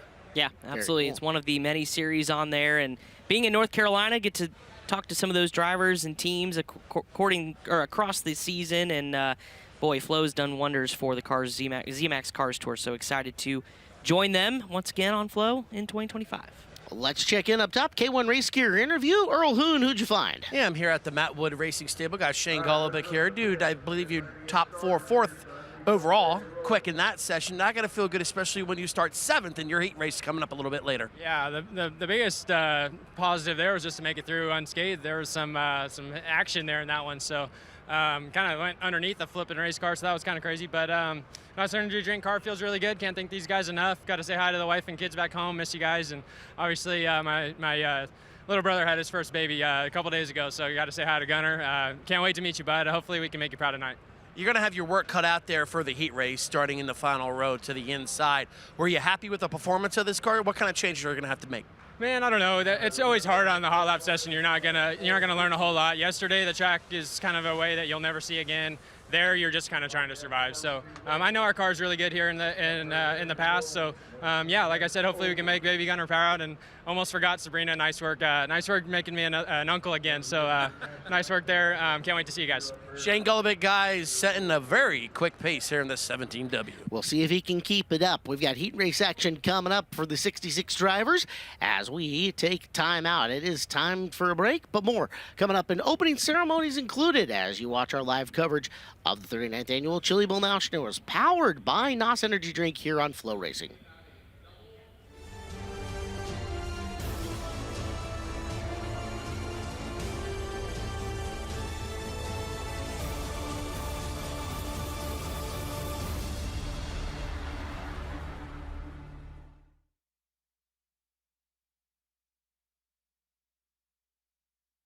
From the innovators behind Stag Motorsports, Stagco, and Stag Insurance comes Wedge Carts by Stag Unlimited. Hand-built in the USA, our custom wedge frames deliver unmatched speed, agility, and pure driver skill. Wedge Carts, high performance, hand-built, American-made. This year, we actually get to race. These guys are sprint car drivers, stock car drivers, drifters. Here, they're going to drive something that requires a different sense of discipline. It's a group of 12 guys who are really good at driving race cars. Team NOS Zero Sugar. Team NOS Original. Team Sonic Sour. Team GT Grape. We're not sure how these cars are going to drive. Let's go racing. This is speed. This is winning. This is losing. This is smoke and fire. This is blood, sweat, and tears. This is the loudest party on earth. This is family and tradition. This is it. This is NASCAR in Las Vegas. The Pennzoil 400 returns March 14 through 16. Get your tickets now. Racecar Engineering is your single source supplier for all your racing equipment. Dirt, asphalt, drag strip, street rod, or off-road. Their experts can keep you on the track and in the lead no matter what type of racing you do. Hundreds of brands, thousands of parts. Find them online at racecareng.com or call them toll free at 800-882-7231 and make sure to ask for your free catalog. That's Racecar Engineering, 800-882-7231. Welcome to our world. A world of dirt, drift, and dodging fate. A world where all of motorsport collides. A world of digging deep, of grit, glory, and bitter defeat. Inhabited by the strong, the fearless, the barely sane. Welcome to our world. Welcome to the world of NOS. In the market for custom race shirts? Struggling with who to call? Look no further. Impact Race Gear's team of top-notch artists at Next Level Printing make it easy to see that Impact Race Gear has the right combination for simply awesome race shirts. We provide shirts and merchandise for the entire motorsports industry, from late models to sprint cars to modifieds, dirt or asphalt. Just take a look at the top drivers and teams that trust Impact. And it doesn't take long to understand why Impact Race Gear is the easy choice. Be sure that your fans, sponsors, and supporters get the products they deserve. When you need the best, it's gotta be Impact Race Gear. Give us a call, 877-743-8337, or visit ImpactRaceGear.com to get started on your simply awesome race shirts. For 45 years of experience, Buzzy Racing has mastered the art of drivetrain specialties, spanning from dirt to asphalt tracks. You're not just a customer, but a valued member of our family, embraced by the tradition and passion embedded in every Buzzy build. We cover everything from rebuilding and selling drivetrain components, offering custom Buzzy parts, steering box services, and ensuring top-notch maintenance and support for braking systems. We are committed to excellence in helping racers maintain a competitive edge on the track. Get it Buzzy built. When it comes to magneto ignition performance, there's only one name that you can trust, and that's BR Motorsports Ignitioneering. Servicing the racing industry for over 30 years, our state-of-the-art Magneto Dyno Test Lab facility is equipped with the most technically advanced equipment available. And that's why crew chiefs like Paul Silva and Philip Dietz choose BR for all their ignition needs. To learn more, visit us at brpromag.com.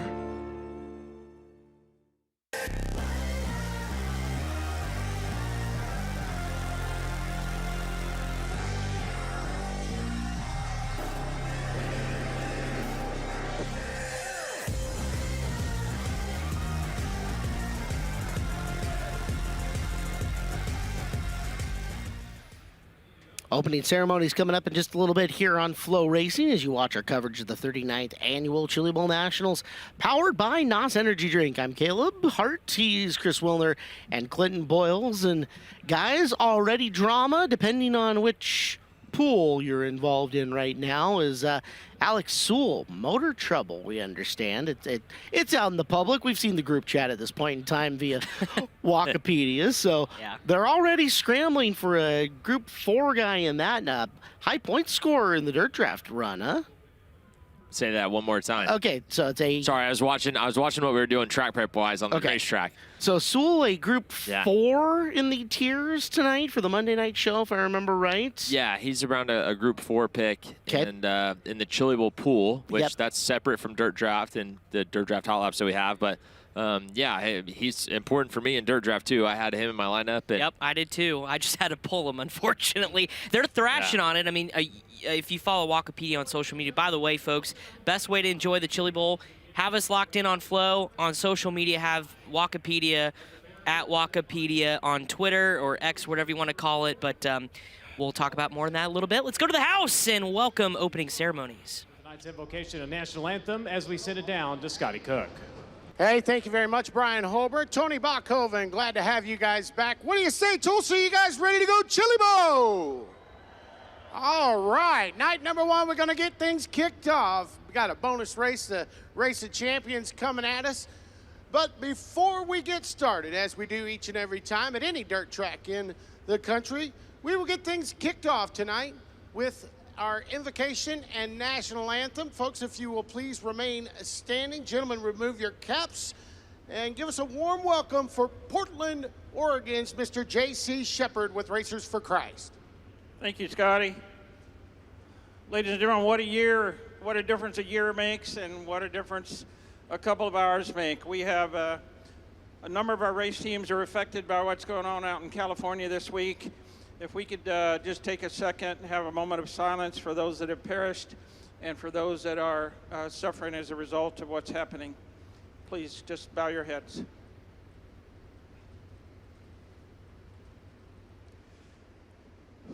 Lord, we're so grateful for the many things you give to us, but Lord, our hearts are broken tonight for those in California that have been affected by these wildfires. Lord, we know that at least 26 people have perished and hundreds of thousands are affected by this terrible fires, Lord. We just ask you to intervene in this, Lord, to calm the winds, to help the firefighters to put out the fires and just take control of this situation, Lord. We thank you for all the teams that did make it from California, but there are those that couldn't, and they are watching tonight. We just want them to know that we're praying for them, that we lift them up and their families, Lord, as they try to get through this. Lord, we ask you to bless this place tonight, to put a halo of protection around the Chili Bowl and the Expo Center, keep our drivers safe, help us to have a great night of racing. We thank you and we pray in Jesus' precious name. Amen. Thank you very much, Phil. JC, I'm sorry. And with that, ladies and gentlemen, we'll ask you to remain standing and give him a warm welcome, Tulsa, Oklahoma's Phil Armstrong.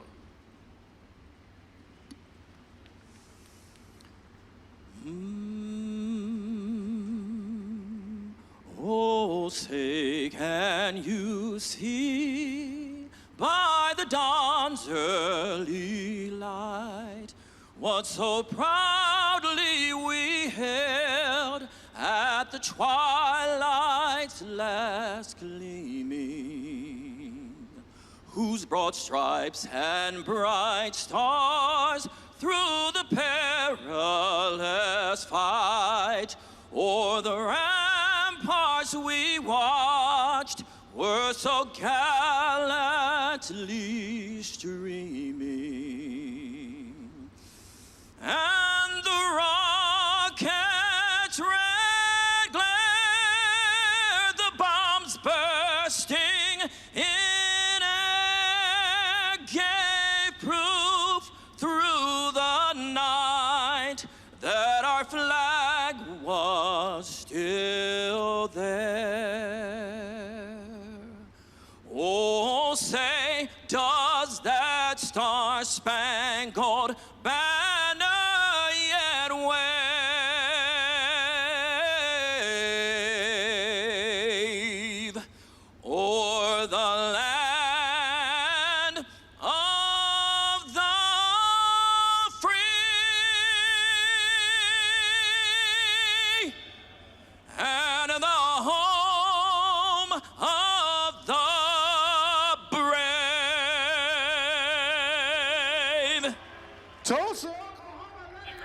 I believe that's the first graduate of the Blake Anderson School for National Anthems.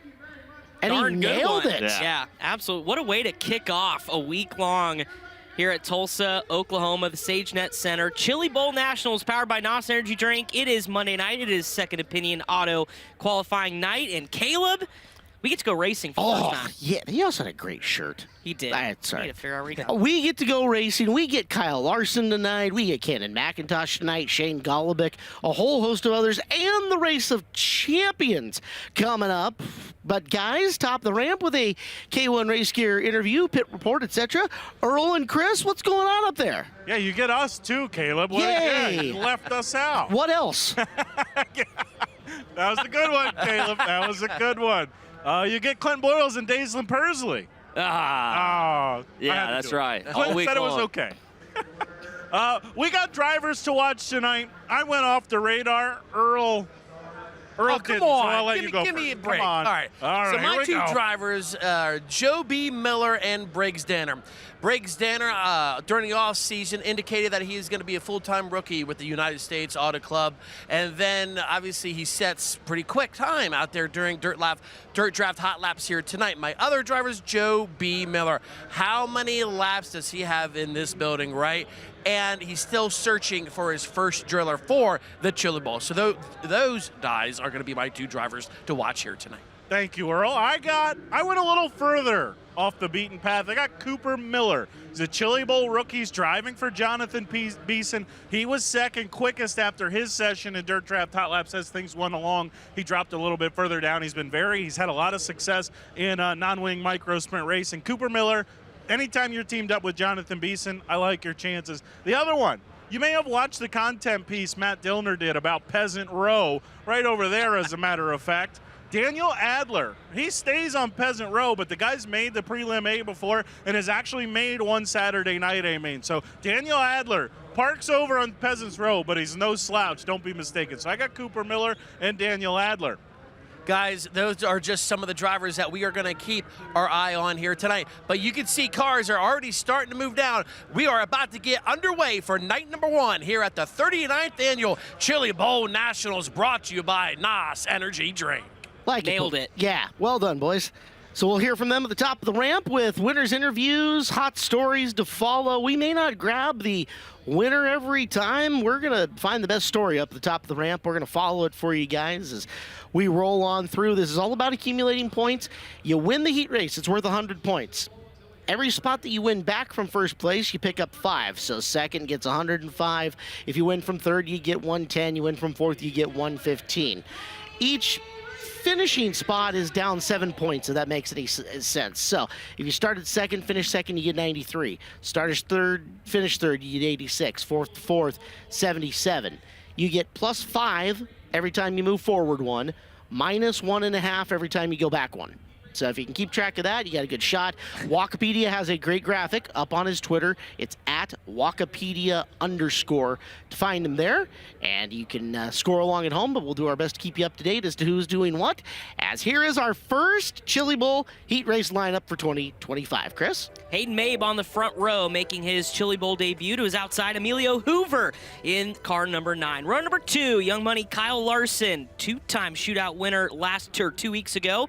Back at the Chili Bowl, looking for number 3. He'll start third on his outside. Kyler Johnson in the 71T. Todd Jackson, and you guys just heard from him. Cooper Miller going to be outside of row number 3. Kevin Newton, Scoot Newton in row number 4 with James Spees, and Michelle Decker rounding out your field. 9 cars going 8 laps, and as Caleb mentioned, passing points are the key. The average, and again, according to Wikipedia, the average to make a qualifier, you need 68.8 points. Top 40 will move on to the qualifiers after these heat races. Seems to be attainable as long as you go forward. Really, the big number is top 24, because those are going to make the invert in those qualifiers, and that top 24 number, a little bit harder to get to. It's 89 to hit the invert. We have seen guys from the outside the invert make a monster qualifier run happen before and still end up the first few rows of the main event, but you want to make your night as easy as you can, have a good heat race, easier qualifier moving forward for that good start starting spot in the A main event. Yeah, a lot different than we saw 2 weeks ago here at the Tulsa Shootout. You can start on the front of your heat race and be just fine.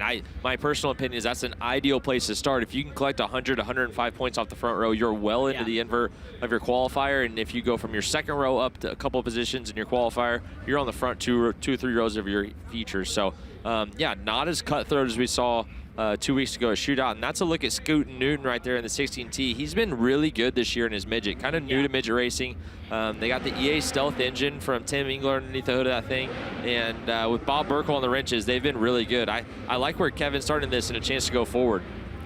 100% as the nerves really start to ramp up, and I know, Clint, you've been doing this now, what, almost 10 years here at the Chili Bowl, and there's nothing like it when you roll down the ramp knowing that these 8 laps are going to set up the rest of your week. Not your night, your week. Yeah, it's not, and you don't have another chance in another class. You're here this one time, and these 8 laps are everything. And being this first heat race, that's got to be a little added pressure to set the tone right for everybody in the entire building, not just yourself and your team.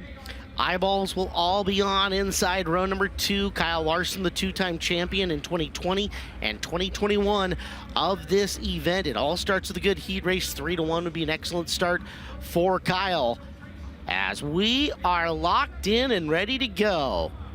First event of Chili Bowl 2025, the 39th annual Chili Bowl Nationals, powered by NOS Energy Drink, is underway off the 4th corner. Green flag. Hoover with an excellent start in the outside. He'll cross high to low and take the early lead over Hayden Mabe and Kyle Larson. That's 1 through 3 with Newton around in the corner.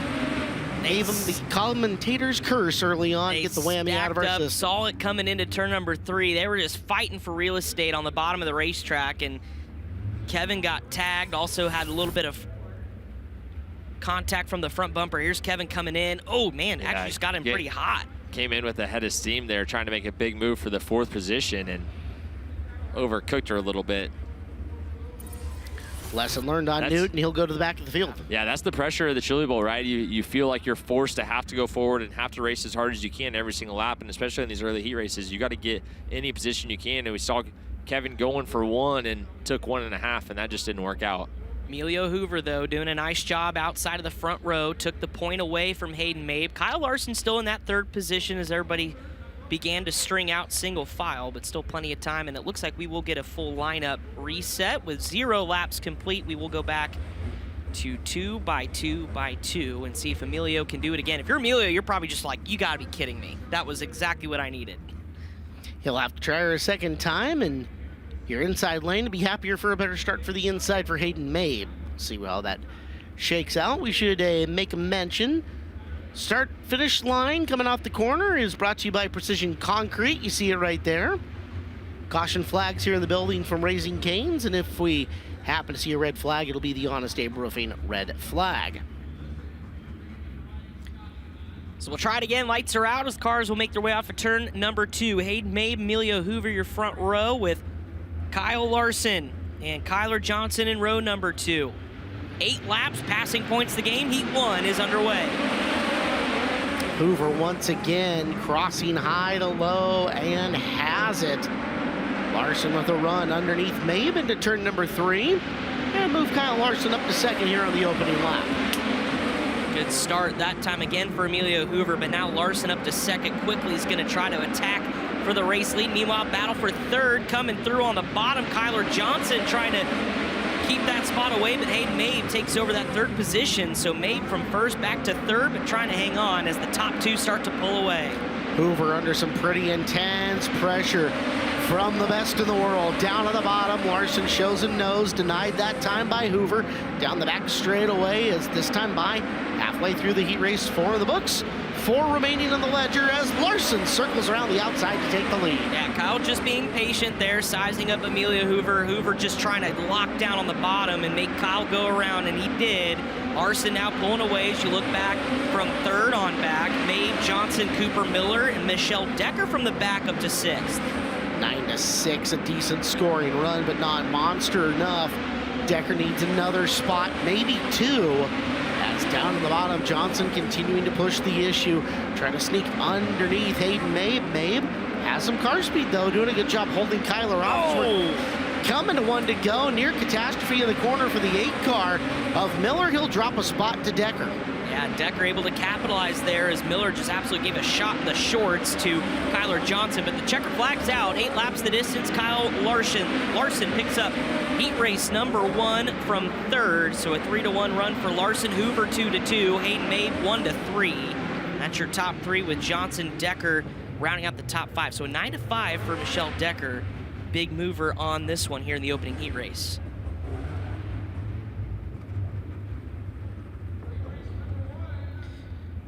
So a 9-5 looks like should be 92 points for Michelle.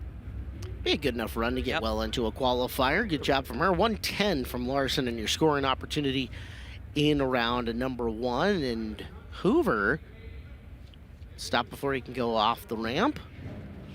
To the top he will go. Good look at the BR Motorsports Ignitioneering Speed Shot. Heat race number 2 on track. Justin Peck, front row for this one. Reese Nowatarski gonna go outside row number 1. Jim Van Zant and Jacob Dykstra in row number 2. Dylan Welch and Dakota Hiley are row 3. Noah Harris and Nathan Kilwine, row 4. Logan Prickett all by his lonesome in row number 5. Up top for the K1 Race Gear interview and Chris Moore. Yeah, thank you, Caleb. Have Kyle Larson here. Kyle, we just talked. Track's probably a little wider than normal for Heat 1, but also the good news, it's not the Tulsa shootout. 3-1 is probably going to get you in the invert in a good spot. Yeah, not going up against 400 others on a single day is nice. But, yeah, no, that was good. I was glad the first start we didn't get done because I felt like, it was going to be hard to pass that kid. He looked like he was doing a good job in front of me. And then, yeah, I was able to get a second quickly, and Emilio was much looser than I expected as well. So, yeah, I moved up and felt really, really good. So, yeah, my car felt great there. Even after the checkered, I ran really hard and felt amazing. So, yeah, off to a good start, and I don't know, that should line us up pretty decently for a qualifier and try and go forward in that. I know the goal for you is to win, but probably a little less pressure this year, right? You don't have to lock in to be able to race on Saturday. Yeah, I mean, obviously there's still, though, if you really want a shot to win on Saturday, you still need to lock in tonight. So I would say there's just as much pressure. But, yeah, just try to have fun with it and not really let that pressure, creep in your mind too much. But, yeah, again, my car feels great. Obviously, too, I'm comfortable in this thing. So, yeah, I feel like we'll have a decent shot. All right, good luck. Thanks. There you go. Kyle Larson feels like he's got a decent shot. I don't know. We'll see. That's dangerous sometimes when Kyle just calmly just says, I felt really good and we've got a decent shot. So, but he's right. And Clinton, you can attest to this too. Like, there's still pressure. And it doesn't matter. Last year was the story of him coming in late, trying to do the Wild Wild West shootout and Chili Bowl and having to lock in order to race here. But doesn't matter if you're a Chili Bowl champion of years past or a rookie. Like, there's pressure in this building every time you come into it. Yeah, and, I almost look at it maybe the opposite of what Chris Moore is saying. Like, he's going to be here no matter what, so you really want to perform. It's not like, oh, we didn't run good, I'm going to go race my late model, so be it. So, yeah, but who to handle pressure better than Kyle Larson? I think it's incredible, and we've seen this kind of be the one place that's his kryptonite at times to where, he doesn't handle the pressure and he doesn't, perform to the expectations that we have for Kyle Larson. And I think that's what's so cool about this building is it doesn't care who you are. It doesn't matter. You have to be absolutely perfect if you want to win one of those little golden drillers at the end of the week. Kyle, one of 5 former Chili Bowl champions, entered here in the 2025 edition of the Chili Bowl Nationals. Of course, the big story as well this year, Christopher Bell making his return with Keith Kunz Motorsports. Tanner Thorson, Sammy Swindell also entered as well with Logan Seavey, of course, your 2-time and defending winner. Hey guys, real quick, just want to give you an update. Alex Sewell is here in the staging lane. He said they threw another rocker arm, but they've got it back on. He's good to go. Thank you, Chris. Heat race number 2 is green and already contact with your front row of Peck and Noah Tarski. And Justin Peck's going to take the lead, but it's going to be for naught. We got one upside down. Left front in big trouble for Dakota Hiley, unfortunately. Highly unlikely to restart this with all the damage. That was easy. That was a softball for you, Caleb Hart. Yep. Little fence repair may be needed as well. So we'll check out the iBox Springs instant replay of this one at the beginning of Heat 2. Watch kind of right top of your screen, up and over, and another instance of keeping your foot in it, right, Clinton? Yeah, absolutely going for it right there and entered high and hard. And if he somehow made that stick, he was going to be a hero. But that's going to be all she wrote for this heat race for Dakota Hiley. Hiley started this race, is scheduled to start this race in the 6th spot, so that's going to shuffle up Nathan Kilwine from the 8th position to 6th. But a little bit of a physical start between your front row of Justin Peck and Reese Nowatarski. They saw how good the outside could be on the initial green, and Justin was there to try to make sure that bottom was protected. Bears repeating, too, that passing points are calculated from the drop of the initial green flag. So everybody who just got gifted a position from spot 6 on back is counted as starting where they were originally on that first lap. So they all just got a free point. Brian? Guys just riding on the back of the side-by-side here, taking a look at some of the damage. It looks like it could just be the front end. Everything on the frame looks good. It did get both front shocks. It did get the axle.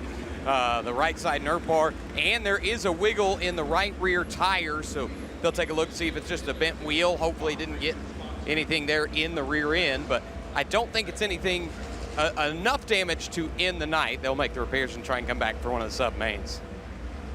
Well, Brian, we got enough damage. We're going to take a quick commercial break. Back with more from Heat Race number 2 here at the 39th Annual Chili Bowl Nationals, powered by NOS Energy Drink here on Flow.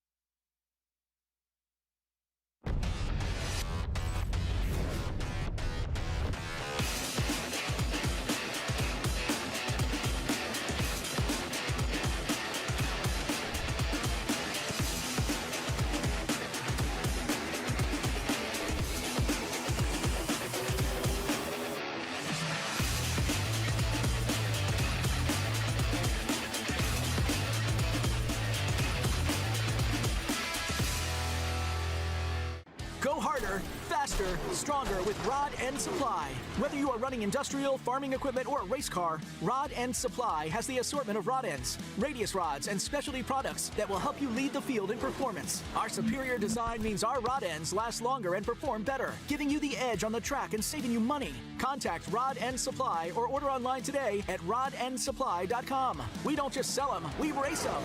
rodendsupply.com. Serving the racing community for over 30 years.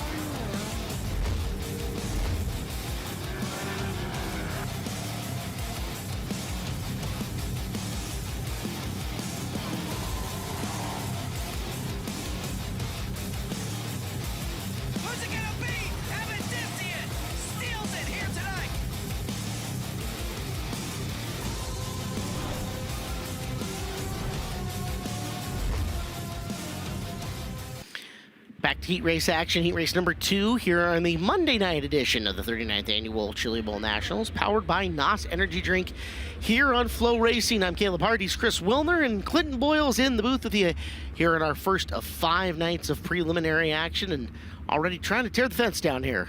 Yeah, this one's getting off to a rough start, but we've got the lights out coming back to green. So a complete restart here with Justin Peck, Reese Nowatarski on the front row.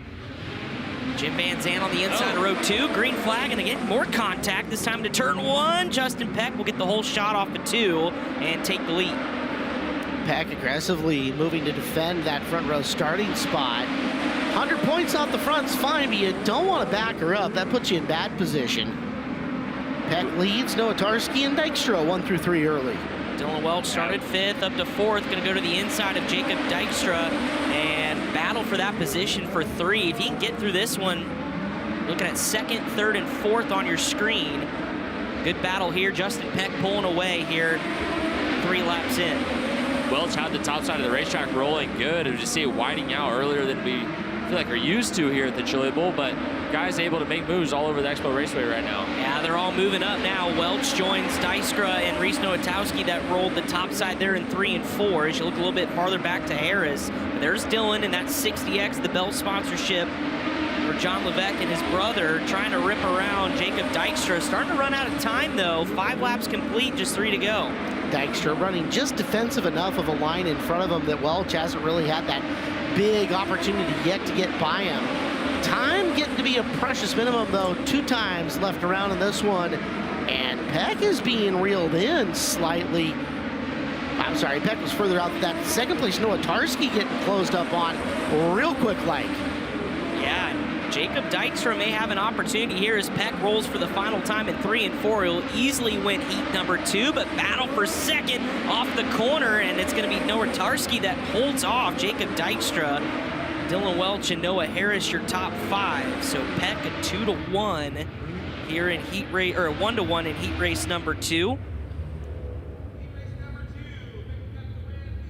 Jacob Dijkstra in that 3rd spot went 4-3, Dylan 5-4. So not too many big movers here in heat race number 2. Bunch of 1 position gains throughout the field. Your big scorer will be Peck there again. Make your lands, right? 100 points available to you, knock it down, and then have a better qualifier. Yeah, the motto here is just do your job. You know, you don't have to be a hero when you hit the racetrack. So, yeah, quick 2-1 there for Peck, or 1-1, and he's going to be really happy with that and move on. And I bet he'll start, 2nd, 3rd in a qualifier. And if you can go win that thing, you're in really good shape. Cracking our first NOS energy drink here at the CB Nationals, NOS Zero. Big thank you to everybody with NOS for keeping us fueled up over the course of this broadcast week. We have got lots to go for you from start to finish, including every lap Saturday morning through Saturday night here on FloRacing. Let's kick things up top. K1 Race Gear interview. Earl Hoon has got Justin Peck. Justin Peck here with me, dude. Walk me through the week here so far, because it didn't start off well. You didn't get all your equipment, went to 2 different airports, 2 different states. Finally came back in here at around 11 a.m. You went out and practiced around 1 o'clock in the afternoon. Now you sit on the pole, contact on the start, and you were able to win the heat race. Yeah, it's it's not about how you start the week, it's about how you finish it. And Savani windows and doors, Apache Transport 5P is pretty fast. I mean, I haven't felt this comfortable in a midget in quite a while. It's definitely a really nice piece to drive, and I'm happy to be here racing again. I kind of had a bad taste in my mouth of the Chili Bowl from the last couple experiences I've had in this building, and took a year off, and now I'm motivated to be here, and I want to pick up a driller. So we started off, did what we could do, won the heat race from the pole, and now we're gonna have to make up for that in the qualifier and hopefully get some passing points and lock her into the show tonight. With all the events that you have raced at in your career and with all the events that you have won at, do you still get nervous, especially coming here to the Chili Bowl? No, it's weird. I really never really gotten all that nervous. I think the only time I've ever actually been nervous in a race is at the Knoxville Nationals when you strap in your car and you're getting ready to go for 50 laps. So it's pretty cool. I really like this event. It's fun to drive a midget when the midget's right, and like I said, it's fast right now. So we'll just keep going to racetrack and try to come out on top. Justin Peck, guys, winner of heat race number 2. Making the staff back at Skagit Speedway in Burlington, Washington happy. Hager's going to add an extra plant-based nugget to his dinner tonight just to celebrate. It's going to be awesome. We are ready. Heat race number 3 hits the track. It is Zach Blurton and Nick Hoffman, row number 1. Aiden Price and Bill Johnson in row 2. Kate Taylor and Tanner Holmes in row 3 with Kyle Bellum and Cap Henry in row number 4. It's a sneaky good heat race. There's some sprint car flavor up and through this. Aiden Price declaring his intentions to go after the 2025 All-Star Circuit of Champions championship. Yeah, coming absolutely. up. Going to be a big year. First Chili Bowl, of course, going to run All-Star Circuit of Champions. A good, talented young racer with a lot of experience dirt racing on the micro side, but taking that next big step. I'm curious to see what Cap Henry can do on the back of this field. Another All-Star entrant, right? Running for Brian Buckwalter. Had a very good rumble in Fort Wayne. Yes, very good rumble. Second, won his prelim night.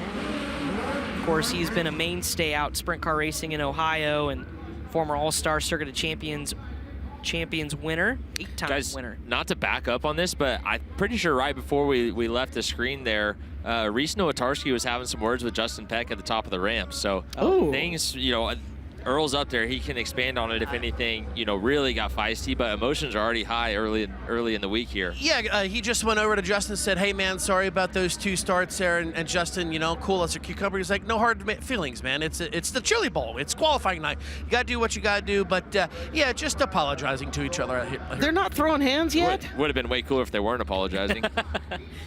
Heat race number 3 here on Second Opinion Auto qualifying night. Underway off of turn 4, it's Hoffman trying to go 2-1, but we've got trouble deep in the field, and one ended up on its side. I want to say that was Holmes in the black and green 31 that went bouncing early, and saying that he started it wouldn't be completely accurate, but unfortunately he didn't finish it. The guy who ended up finishing was Bill Johnson's 2NP. Speaking of Second Opinion, Dan and Patricia Harris's operation, one of their cars on its side. Here's a replay for you. iBox Springs instant replay, middle of your screen, and up over the left front went Holmes, and Johnson just had nowhere to go. 2 guys definitely fighting for the same spot, down there, and I felt like Tanner Holmes put himself in position to be able to enter the corner down there, and just no one was willing to back out of it.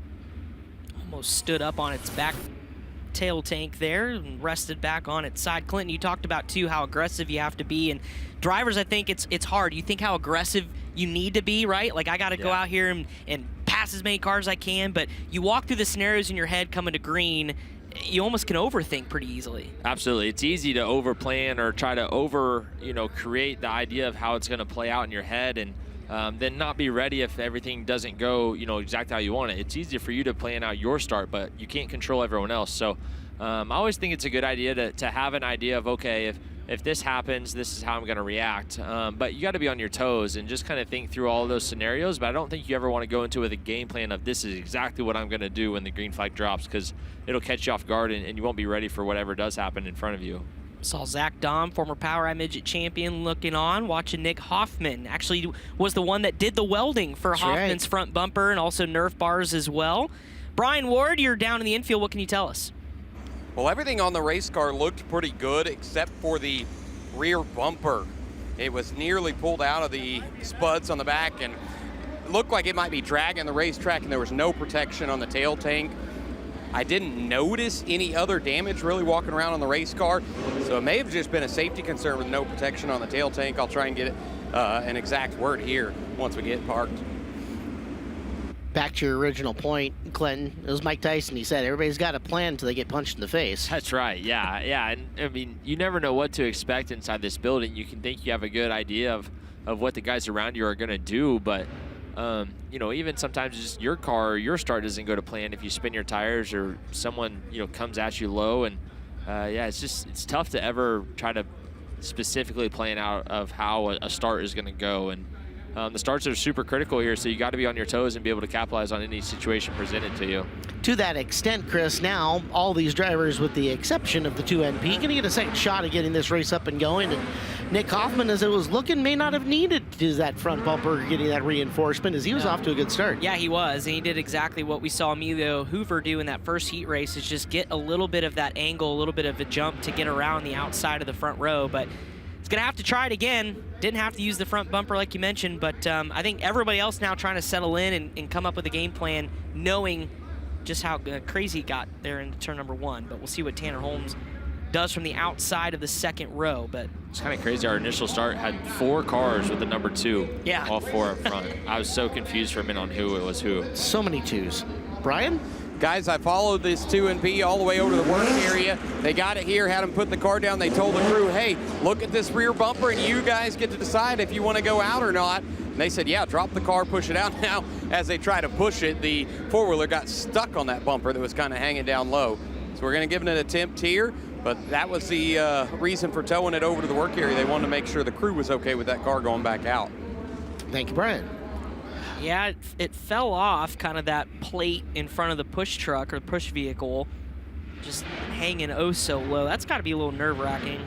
It's pretty light walled stainless steel. Yeah. In this instance, it's not going to take a whole lot to have it leaning, but fired back up and ready to go. Barely got pushed off, too. So second try, and it's Zach Blurden going ASCS racing in 2025 from the front row, taking on Nick Hoffman. Like I said, a lot of sprint car flavor here in this heat. Caleb, I wanted to chime in real quick. It looked like he was kind of jerking without getting a push, and I went and confirmed they've got a starter on that 2NP. All right. Similar to like the Focus midgets that we have running around home base up in Pacific Northwest, the Northwest Focus midgets, starters, clutches, all that good stuff. Never need a push start. Expedited the process, getting him back in line. As the lights are out, we'll try it again for heat race number 3. Down and away, we're back underway. Well, if you bet on the 2 car, you bet well.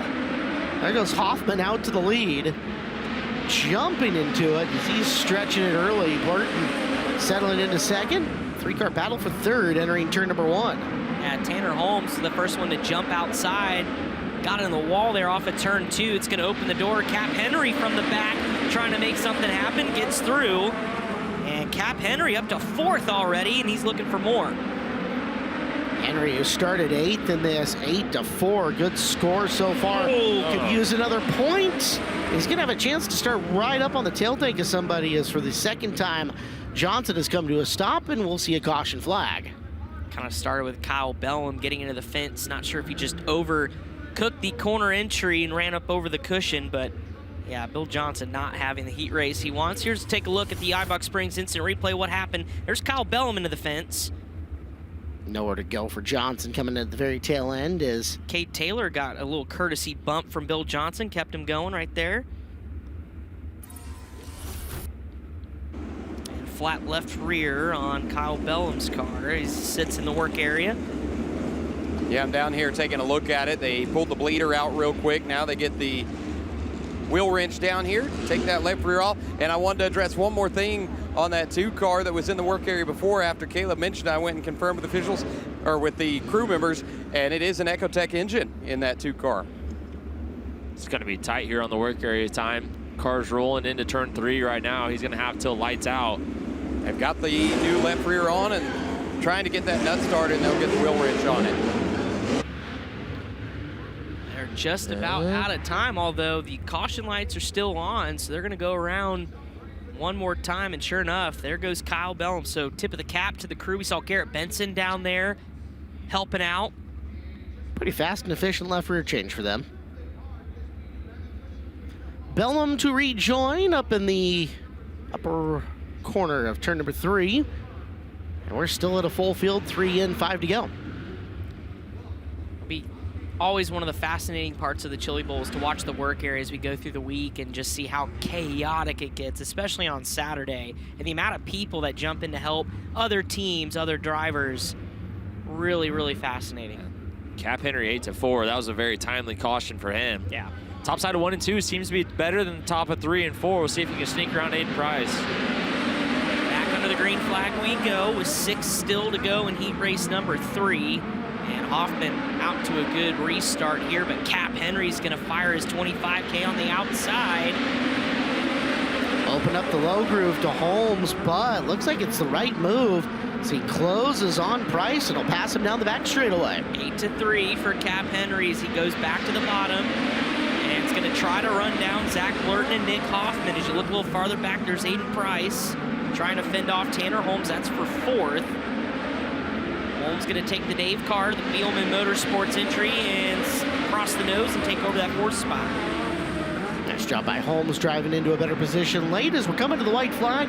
One more time around for Nick Hoffman. Good looking heat race for him.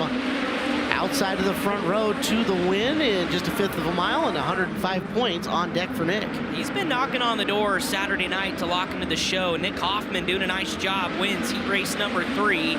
Zach Blurton finishing 2nd, and the big mover, Cap Henry, 8-3 in the 25H. Tanner Holmes and Aiden Price, the rookie, round out your top 5. So an 8-3 run worth 111. And move him atop Kyle Larson unofficially for high points through 3 heat races. Larson with 110. Henry, though, eclipses that with 111. Hoffman unofficially third at 105, but it is still early. 5 heat races to go. So we're coming up on heat 4 next. Take a look at the NOS Energy Drink Ramp Cam. Already drivers willing to have conversations, although nothing heated yet. We'll get there. It's because I haven't been on track yet. Troublemaker. Yeah. I wasn't going to bring it up. You did. I'm not afraid to joke around a little. I know. Guessing you're not sending Christmas cards anymore, but at the same time, right? I think Dason and I are okay. I mean, after some discussions that went beyond the races that night, and I think you realize, it's just we're racing hard, and I made a mistake. It's the same thing we've talked about 15 times now, but it's Dason handled it really well, I feel like. Up top we go. K1 Race Gear interview with Chris. Yeah, thank you, Caleb. Got Nick Hoffman here. Nick, you come out, start outside pole, you get out in front. Tell me, was your game plan out there to search around? It looked like you were trying top and bottom both as much. Yeah, I just I didn't feel great on the bottom, and I could kind of see him peeking, underneath me there. And then so I moved out to the middle to try and carry a little more speed. I just didn't feel like I had a whole lot of grip down there. So Zach's done a great job for me. We just missed it just a little bit there, but he'll go to work on it, get it better for me for the feature, or for the qualifier. But our stuff's pretty good right now. I can't thank Jeff Taylor, Rockwell Security, NOS Energy Drink, everybody enough to put this deal together for me, and pretty damn cool to have a couple of my buddies working on this thing, and then Gordy racing this week. So see what we can do tonight. All right, good luck. Thank you, appreciate it. There you go, guys. Nick Hoffman. Thank you, Chris. As heat race number 4 pushes off on the racetrack, she'll get the VR Motorsports speed shot. Here's your lineup. Ashton Torgerson in the Keith Kunz Motorsports 67 cage repulsor. Carson Bolden to his outside out of Quinlan, Texas. Zach Bowden and Devin Doby make up row number 2 with Mario Klauser, Mario Speedwagon in the Speedquip Motorsports entry inside row 3. Alex Sewell, you guys already heard it from our excellent pit reporters, already made it down the ramp. After motor trouble and hot laps, he'll start outside of row 3 with Brandon Carr and Danny Fry III rounding out your field. Threw a rocker arm off of the engine early on. Got her in, got her fixed. See if she'll hold together for 8 laps of a heat race here. And this one, in behind your front row, a lot of eyeballs will be on Torgerson, the Keith Kunz Motorsports car, but part of the reason that there were a lot of eyeballs here in this heat race is this is an excellent point-scoring opportunity, depending on whether you're dirt drafting or what you are doing for your fantasy sports here today, to pick up some points and get a little bit further ahead with a sneaky down-the-card pick. Yeah, and I think, too, what we just saw what Cap Henry was able to do is opening some eyeballs. Their drivers are tuned into flow in the staging area when they head down the ramp, so they kind of understand where the track is right now. And so if you're a Mario Klauser or Danny Fry even from the back, I mean, there's opportunities to pick off 3-4 different positions here. It does blow my mind that people still sleep on Cap Henry. Dude can race. Yep. This building is so different than, obviously the sprint car stuff we're used to seeing him have tons of success in, but he's always a sleeper pick in this building, and I think where he starts in this heat race certainly could march himself into a solid points opportunity and lock himself into the qualifier. Well, the question is, who ends up with glory here in heat race number 4? Is it the young Torgerson, now from Glendale, originally out of Medford, Oregon, or outside of him, Carson Bolden out of Texas, who's just getting his open wheel career up and fired a little bit further? See what the answer is. The Ramco Speed Group car versus the Keith Kunz Motorsports car from the front row. We're green. Torgerson looks like he hits his mark going into 1, but Bolden, nice head of steam out of turn number 2, keeping him in striking distance. Oh, we got one upside down big in turn 3. Danny Fry III absolutely sailed it in on the top side, right reared into the hay bales, and went for a ride. Watch that the entire way develop. Back of the field, again, started dead last in this one. And we'll take a look at what happened here. The iBox Springs instant replay coming at you. Back of the field, up top. Bam. Helicopter spin after, just like you said, into the hay bales there in the top of turn number 3. Second look at it, had a clean lane going around, just got too high on the racetrack. It's a fine line of where you start to enter your car and get sideways into turn 3, and usually you have a reference on the wall to kind of judge, when you want to, start your corner. And with that big opening right there, it's easy to get lost. And enter that corner 2 deep. That's the 3rd guy I feel like we've already seen do it tonight. How about this, though? Man, that right rear wheel is 100% bent, and Yeah. I'd be surprised if that Jacobs ladder is connected to anything. Well, they pushed him back off. We'll see if they can hang on. Yeah, it's Chili Bowl, right? Let's go for it. Right. How many times did Jack Hodenshield prove he didn't need a Jacobs ladder? It's happened a few times. We'll try it again. Torgerson, Bolden on the front row. Granted, not on a flat 5th mile, but at the same time. Much better start here for Torgerson, although Bolden fighting tough. Got a good launch off of turn 2. He's going to go topside in 3 and 4. Torgerson leading lap 1, and that's a gaggle of race cars from 3rd on back. Bolden lost a little bit of that position that he had made up. Now back on the hunt as that is Beaudin in 3rd, Doby in 4th.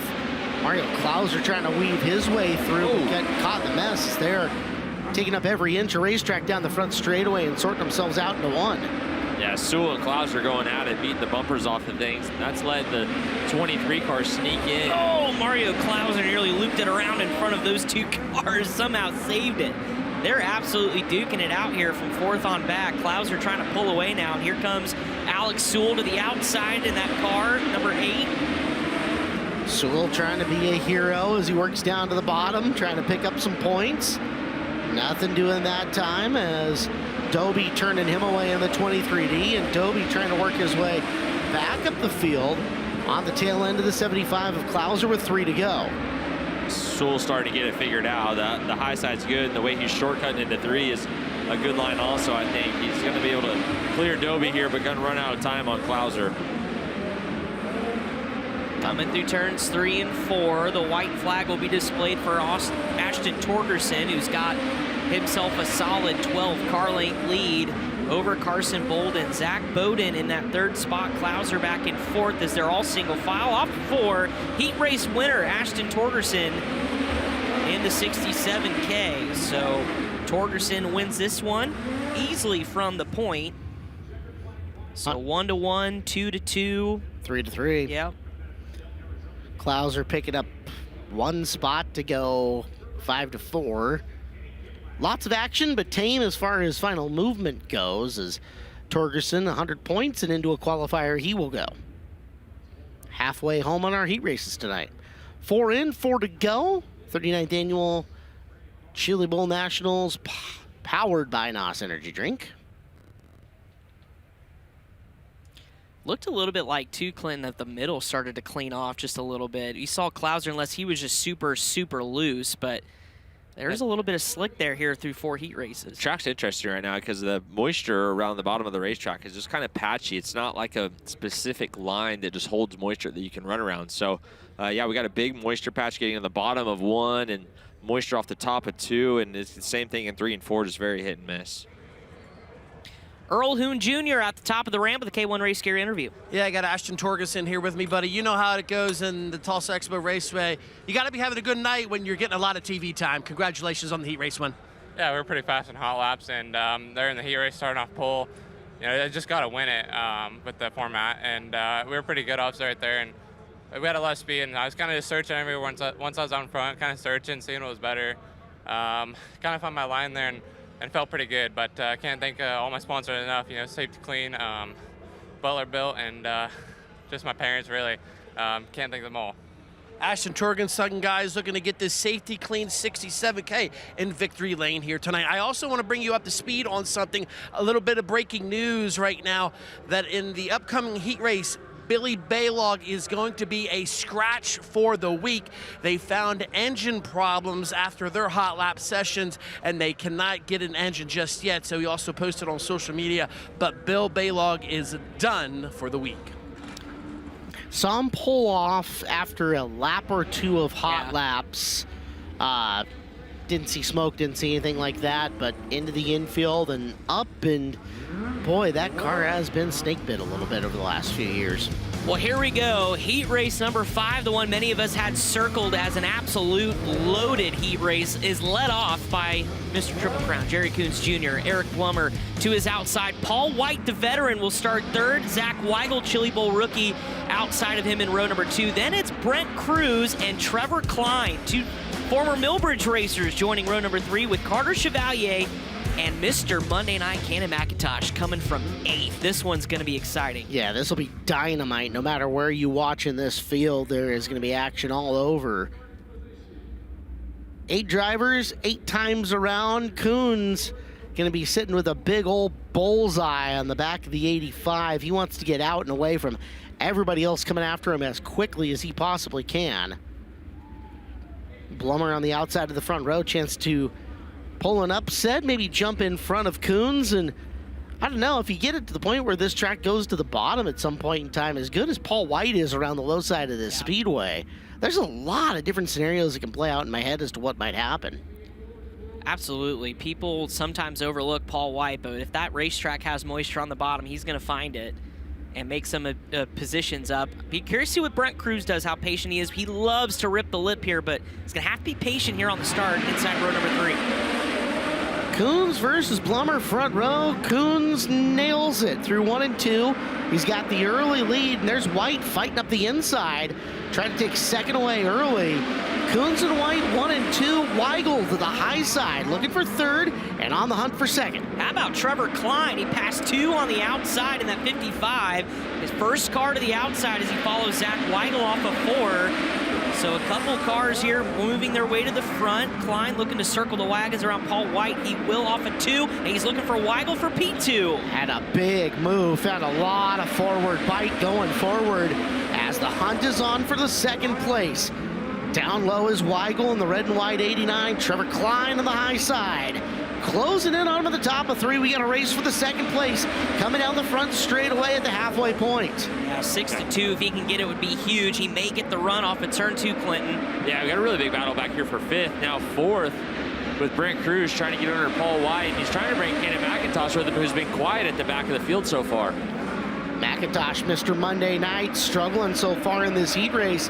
Could pick up a spot here, down to the bottom, and McIntosh and Cruz, the 71 cars together, McIntosh up and over.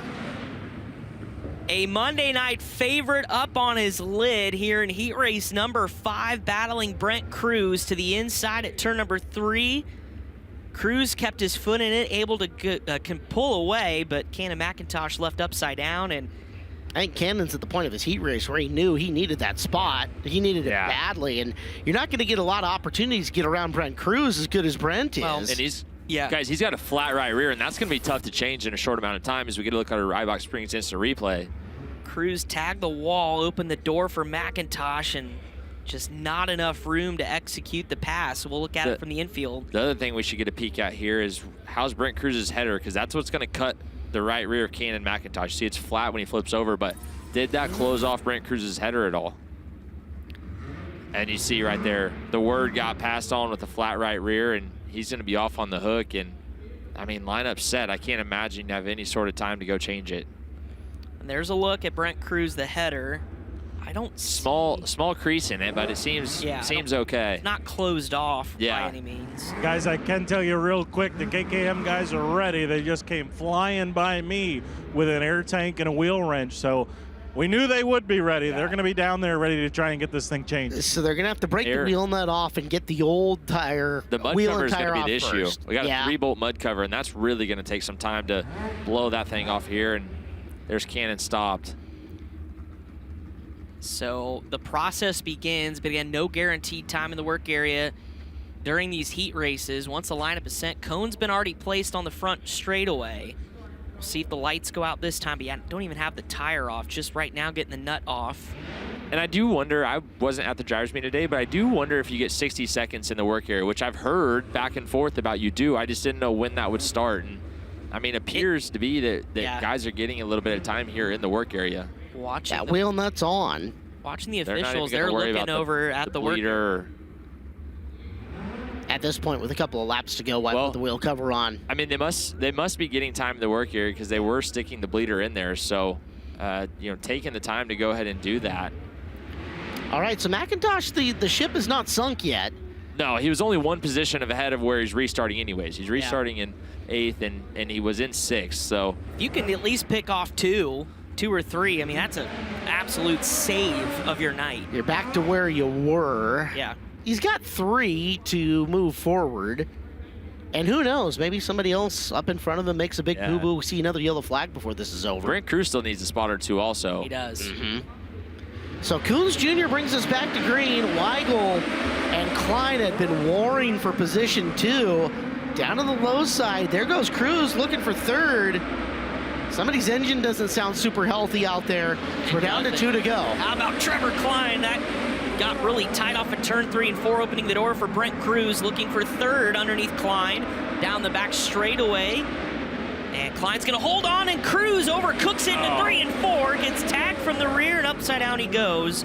Little Tommy tip over, but man, 2 heavy hitters having problems in heat race number 5. Well, and check this out, guys. The last time they crossed the line, Ken McIntosh was 5th. That's going to put him 4th. Grabbing. It's never over until it's over. Yeah. So we'll get a second look at this here from Eibach. Big thank you to them. Into the corner they go, and Cruz too tight inside, gets shot at the very end by Chevalier. Clint just seems kind of uncharacteristic mistakes by some of these guys. And it's really technical up there. Yeah, getting into 3 is super technical. Brent kind of cheated what we call the cushion, and there's not a lot to catch you. And this Expo Raceway slick is really slick, and when you come across, there's only so much that your tires can grab onto. So not a normal thing you'd see, out of a driver the caliber of Brent Cruz, but we're down to 2 laps for him to try to rebound. And, we saw Cannon, start to do good. And I think the best thing to happen for Cannon may have been him just get away from Brent Cruz so they weren't racing each other and they can start working on other cars. Well, Cannon can come up and try to throw a Hail Mary. At this point in time, we know Klein's going to try to race with Weigel. If he gets himself a good restart, that'll put Cannon in a position to maybe sneak 1 of them, 2 of them, if he can get a monster run here at the end. Out front, Jerry Kuhn says, yes, please, stay racing back there. That'll be fine.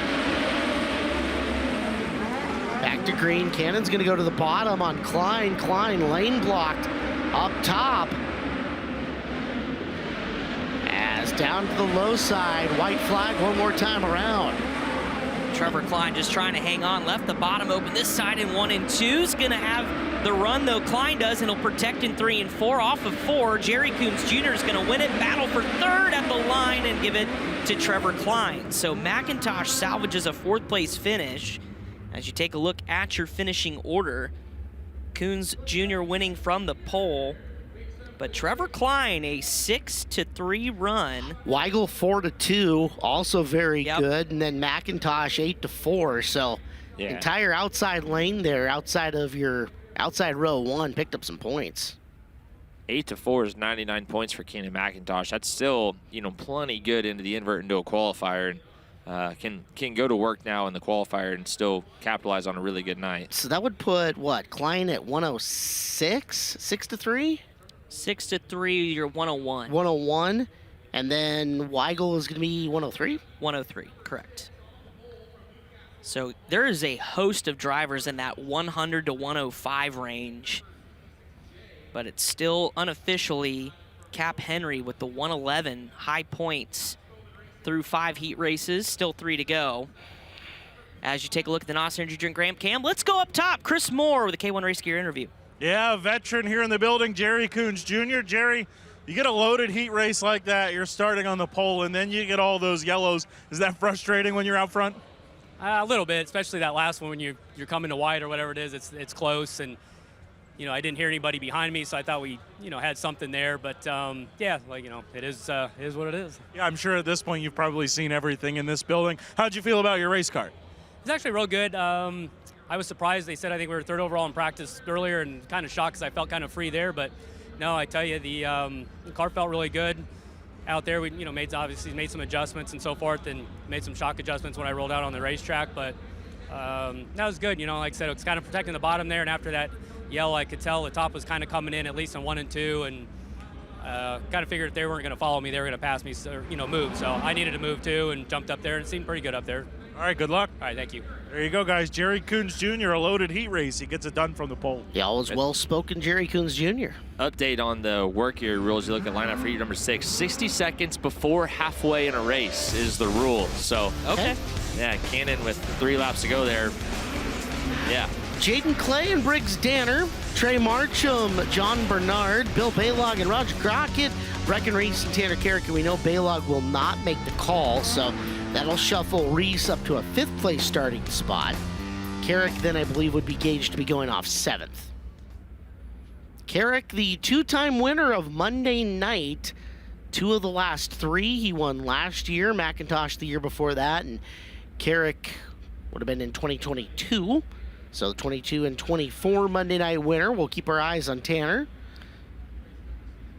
California Waterfowl on that car. Same sponsorship, same livery as last year when he picked up the preliminary night win in a thriller with Cannon McIntosh, and that race that went down to the final 5 laps or so to settle that feature event. It's going to come from the back in this one with heat race number 6, but again, a lot of talent in this one as well when you kind of look at Trey Marcham and what he's been able to do on prelim nights, and Briggs Danner, the young phenom for Alex Bowman in that 55i outside of the front row. Heat race number 6 is green. Through the middle, there goes Danner. He's got the early lead. Marcham with a shot to get underneath Jaden Clay. A couple of Oklahomans battling for position number 2, and give it to Marcham at the conclusion of lap number 1. Back down low goes Clay, looking to take it back away from him. Can't make the pass. Barnard, now Carrick into 5th already. Carrick looking low. He wants 4th from Barnard.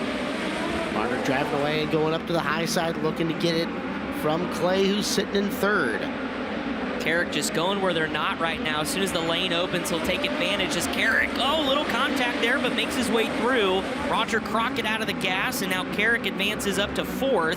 And he's not done. Quickly to the back bumper of Jaden Clay as they fight for bottom real estate in 3 and 4 underneath Clay. Not this time, but Carrick now will try the high side in 1 and 2. Carrick got to the top of 1 and 2 the last time around, and he looks really good up there as he circles the wagons up and around Clay. He goes 7-3 for Tanner Carrick with some time to try to run down Marcham and Danner, although we're down to 3 to go. There's not much of it left. No, there's not, and the gap is just a little bit too big. May need a yellow here, but Briggs Danner's absolutely walked away from the rest of this heat race field. A full straightaway advantage in the ABR Racing 55i. So we'll come across the start-finish line and see the white flag. I don't think we're done for second yet, guys.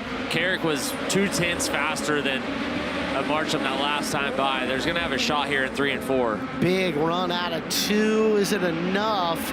As Danner's going to take the win. Here is for the runner-up position. Marcham's going to hang on. Tanner Carrick, though, a good charge and good scoring effort from 7-3.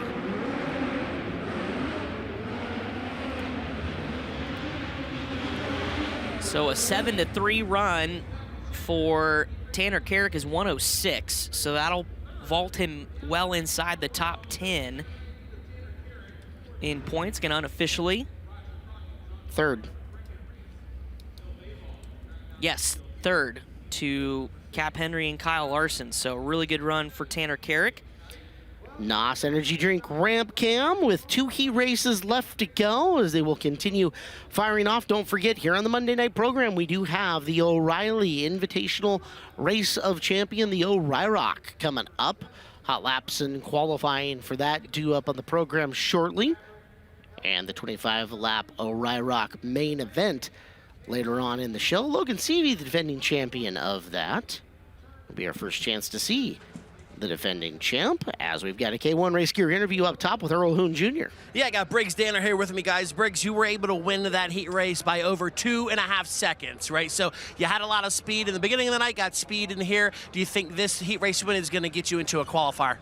Yeah, I think so. We got to take advantage of starting spots that we have, just being able to get out to the lead early, and winning that heat race was huge. Second one do us very well. So looking forward to the qualifier, probably start roughly in the same spot and hopefully do it again.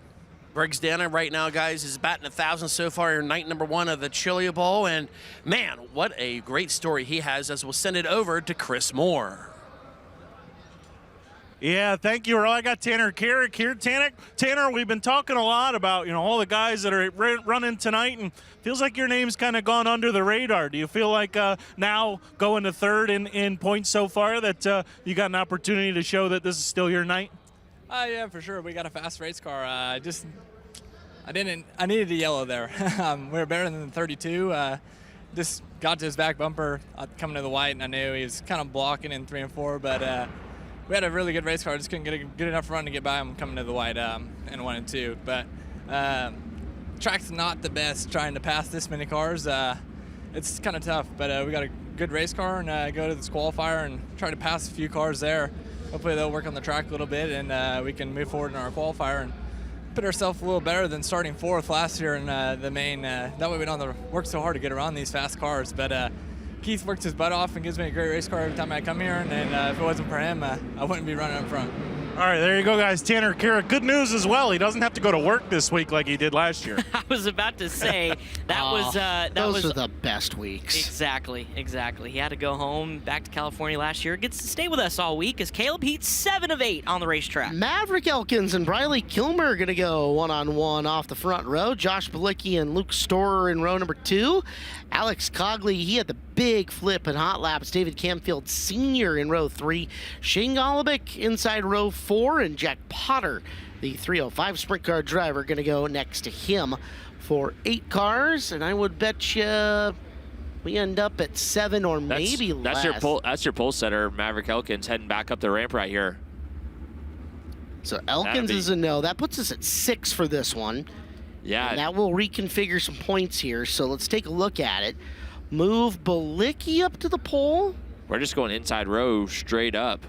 Well, Balicki would have been inside row. So Balicki is now outside row 1. Is that Kilmer? They did crisscross. Yep. Okay, Sorry, so Kilmer 1, Balicki 2. Guys, real quick, I just ran over to Maverick Elkins. Doesn't know what's wrong. He just said it won't fire. Thanks, Chris, for the hustle. Storer 3, Camfield 4, Golobic 5, Potter 6. Big change up here for Shane Golobic. 7-1 would have been awfully nice for him. Let's see if he can 5-1. That would still put him way ahead. Josh Balicki going way upstairs, driving his way around and opens up a couple of car lengths down the back straightaway. Balicki to your early lead off the top of the racetrack. Yeah, Kilmer got crossed up in turn 2, and Balicki's just going to try to run away and hide. Meanwhile, a little bit farther back, David Canfield Sr. in the 86C up to 3rd. Try to roll the bottom, but missed it here, and here comes Luke Storer in that second opinion 2W. Look out, Shane Golobic finds his way around Camfield. Big run around Storer. He's going to slingshot his way into 3rd with ease. Now coming up on Kilmer. Kilmer's been really good in the karting world, trying to make that translate, though, up into a midget in her first Chili Bowl. And Shane Golobic, one of the best, putting the right rear on the cushion, letting it eat. Jack Potter to the infield. That one sounded like it blew up. We stayed green, and Kilmer's got company here with Golobic, who's going to go right around the outside. And Golubic's going to have an opportunity here for the lead. Slider across the nose of Josh Balicki, and there goes Sugar Shane to the point.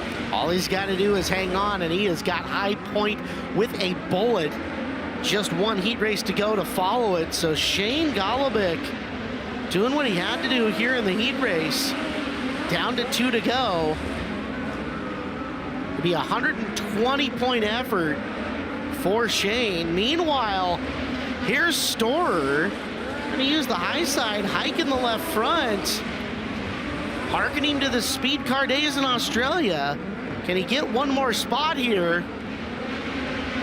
It is going to be Golobic getting the W. Balicki is 2nd. Coming down to it at the end. Kilmer, and then Storer, then Camfield.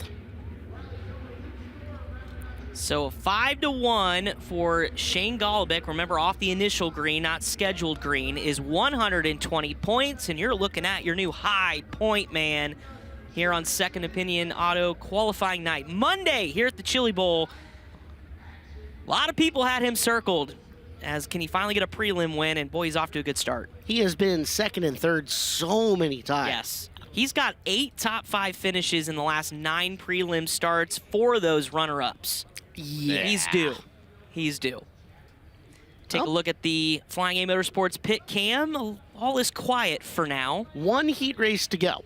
Heat race number 8 will be the final one of the night, and it'll feature a bunch of veterans here within the building and a couple of youngsters whose names we haven't had a big chance to talk about yet. Our 8th and final heat race of the night before we move into C mains and qualifiers, and of course, Race of Champions, hot laps and qualifying combined, hot laps and qualifying.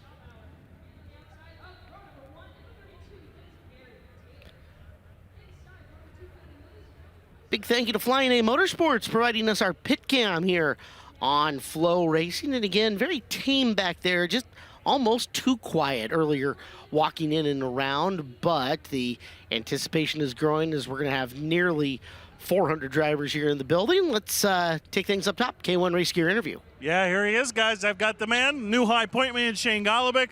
You've done this so much, been so close to victory lane here. You feel like tonight's the night. Maybe you can get over the hump and get on the top step? Yeah, I hope so. I think we've got a little work to do yet. Feel like we got a little behind on the race car, but you know, we do this once a year. We're just trying to get back in the swing of things. It's been a little while, so I know my guys will give me a good car. We'll work on it here a little bit. Qualifier is going to be a little tougher to make moves, so we'll see. I know my NOS Energy Drink guys are working really hard this week. Everybody's stepping up in the absence of my brother here this year, so looking forward to starting deep in a qualifier. Lots of passing point opportunities, so yeah, looking forward to it. All right, good luck. Thanks. There you go, guys. You mentioned it. Shane Golobic, a steadfast up front runner in this building, looking to grab that first checkered flag. No matter what, you're now fairly certain he's going off row 3 in a qualifier. So he's going to have some opportunity to make up even more points in that and further his advantage. As you got Brian Schwabauer and Gary Taylor in row 1, Joby Miller, Daniel Adler in row 2, Ryan Timmons, Kevin Batterfield in row 3, Hayden Wise, and Charlie Loudon making up row number 4. So again, Golobic high point out of the last heat race. 8th and final heat on this one, and eyeballs by and large going to be on Taylor, Miller, and Adler from the 2nd, 3rd, and 4th spot. Those were your popular picks coming through the fantasy drafting, your dirt draft. GT in the Dunlap Performance car, new colors on it, looking awfully good out there. Joe B in the 51 to the inside of him. It was the two of them who engaged in the incredible battle of the last few laps of the 55 lapper a few years back that Joe B won. Adler, sneaky fast veteran from the middle of the country. You've seen him be really good in Power Eye competition. I'm just really curious to see how the top 24 invert's going to fall, because there is a whole host of drivers that are going to be flirting around that 24th place cutoff. The points still opportunity here for some drivers to make up some big positions. Joe B, if he can go 3-1. Anybody to beat Golobic, if they're going to win it, has to go from 6-1 forward. Green flag is out. GT going to try to take a page what Nick Hoffman did in his heat race around the outside of the point. And Mike Bryan Dunlap Performance entry. Miller cuts his way into 2nd, and Adler going to try to follow him around the high groove up top. Schwabauer stuck down on the bottom as Adler sticking a nose in, gets narrow down there in a hurry. Schwabauer holds onto the spot. Adler swinging back to the top side of 1 and 2. Hayden Wise doing a nice job from 7th. Trying to challenge for 5th in her rookie Chili Bowl debut, but everybody wrapped around the bottom of the racetrack here in this final heat race. Who's going to challenge the top side? Deep in the field, Charlie Loudon thought about it, but we've got a battle for a lead here at the halfway point. Here comes Joe B. Miller to the back bumper of Gary Taylor. Down the back straightaway at the halfway point, Joe B. wants one more spot. GT knows the value here of hanging on. 105 is going to be a really good score if Gary can keep it. Miller, one more spot would put him at 110, and that's going to be in the back row of a qualifier as well. Working low on Taylor with 2 to go. A good battle up front. Just smooth laps for Gary Taylor, just trying to take the line away. Joe B having to search a little bit. Going to dive it to the bottom of turns 3 and 4. Off the corner, white flag is out. Gary Taylor trying to hang on. Joe B to the bottom this time with a slider. Will he complete it? Taylor with the monster run off the high side, brings it down in turn number 3 to play a little defense. Off the top comes Joe B, but Taylor, brilliant defensive move late. Yeah. He had done it the lap before, got right back down there and doesn't let Joe B sneak underneath to hang on to the win. GT over Miller, Schwabauer over Adler. Wise comes from 7th to 5th, Timmons, Batterfield, and Loudon is how they run. That is a veteran performance for Gary Taylor. Yeah, Joby did a good job to get Gary Taylor to move around, but Gary just didn't make a mistake even while he was kind of searching around trying to figure out what line Joby had been running. So great job by both of those guys to, cat and mouse there for a 1-2 finish. And this heat races on night one are done. Yeah. So taking a look at what we have coming up, heat races all done. We will get Race of Champions, Hot Laps, and qualifying as our next on-track event. Donnie Ray Crawford Legacy Foundation 2-seater on the track. Rolling around. I believe we were supposed to see Jenny Ward in this at some point in time today. I heard the rumor. We'll see if it comes true. Let's kick things up top. Earl Hoon's got our K1 race gear interview. Yeah, I got Gary Taylor here, dude. I just told you, man, seems like you had to play a little bit of defense out there with Joe B. Miller. I did. He was rolling really good around the bottom. The races before me, I saw guys kind of using a lot of the track, and I was just trying to kind of connect the dots with the moisture and keep my momentum up. Apparently he was sticking the bottom really well. I'm thankful it was Joe B and not 99% of the other guys here, because they probably would have cleaned me out. So thankful for Mike and Brian Dunlap letting me run their stuff again, and we got to get better here for the qualifier. So I was going to ask you, besides playing defense, how did this car feel out there? What kind of changes do you have to make before going in the qualifier? You just got to snug up a little bit everywhere. It blew off pretty quickly here tonight. There's little pockets of moisture, but for the most part, it's really dry right now. So we just got to take a little bigger swing for the next go and be better. Guys, how about it? GT gonna get a heat race win. Well, let's get a track update with the Donnie Ray Crawford Legacy Foundation 2-seater on the track. Brian Ward, what's going on with the racetrack? What are the track crew guys saying? Well, I haven't gotten a word right now because they're all getting busy to hop into the implement equipment, but I wanted to just take a look and see the changes from when we started our program today. It's started to really slick off. It's got a layer where it's getting really dark and dry at the entrance to turn number 3 here. There's still some brown and soft moisture at the bottom down near the berm, but you can get a look right there. And then at the top, it has started to build a little bit of a cushion. We talked about that earlier, where you could see the far bottom of the banners when we were just rolling in the track before hot lap sessions. Now this cushion has built up about halfway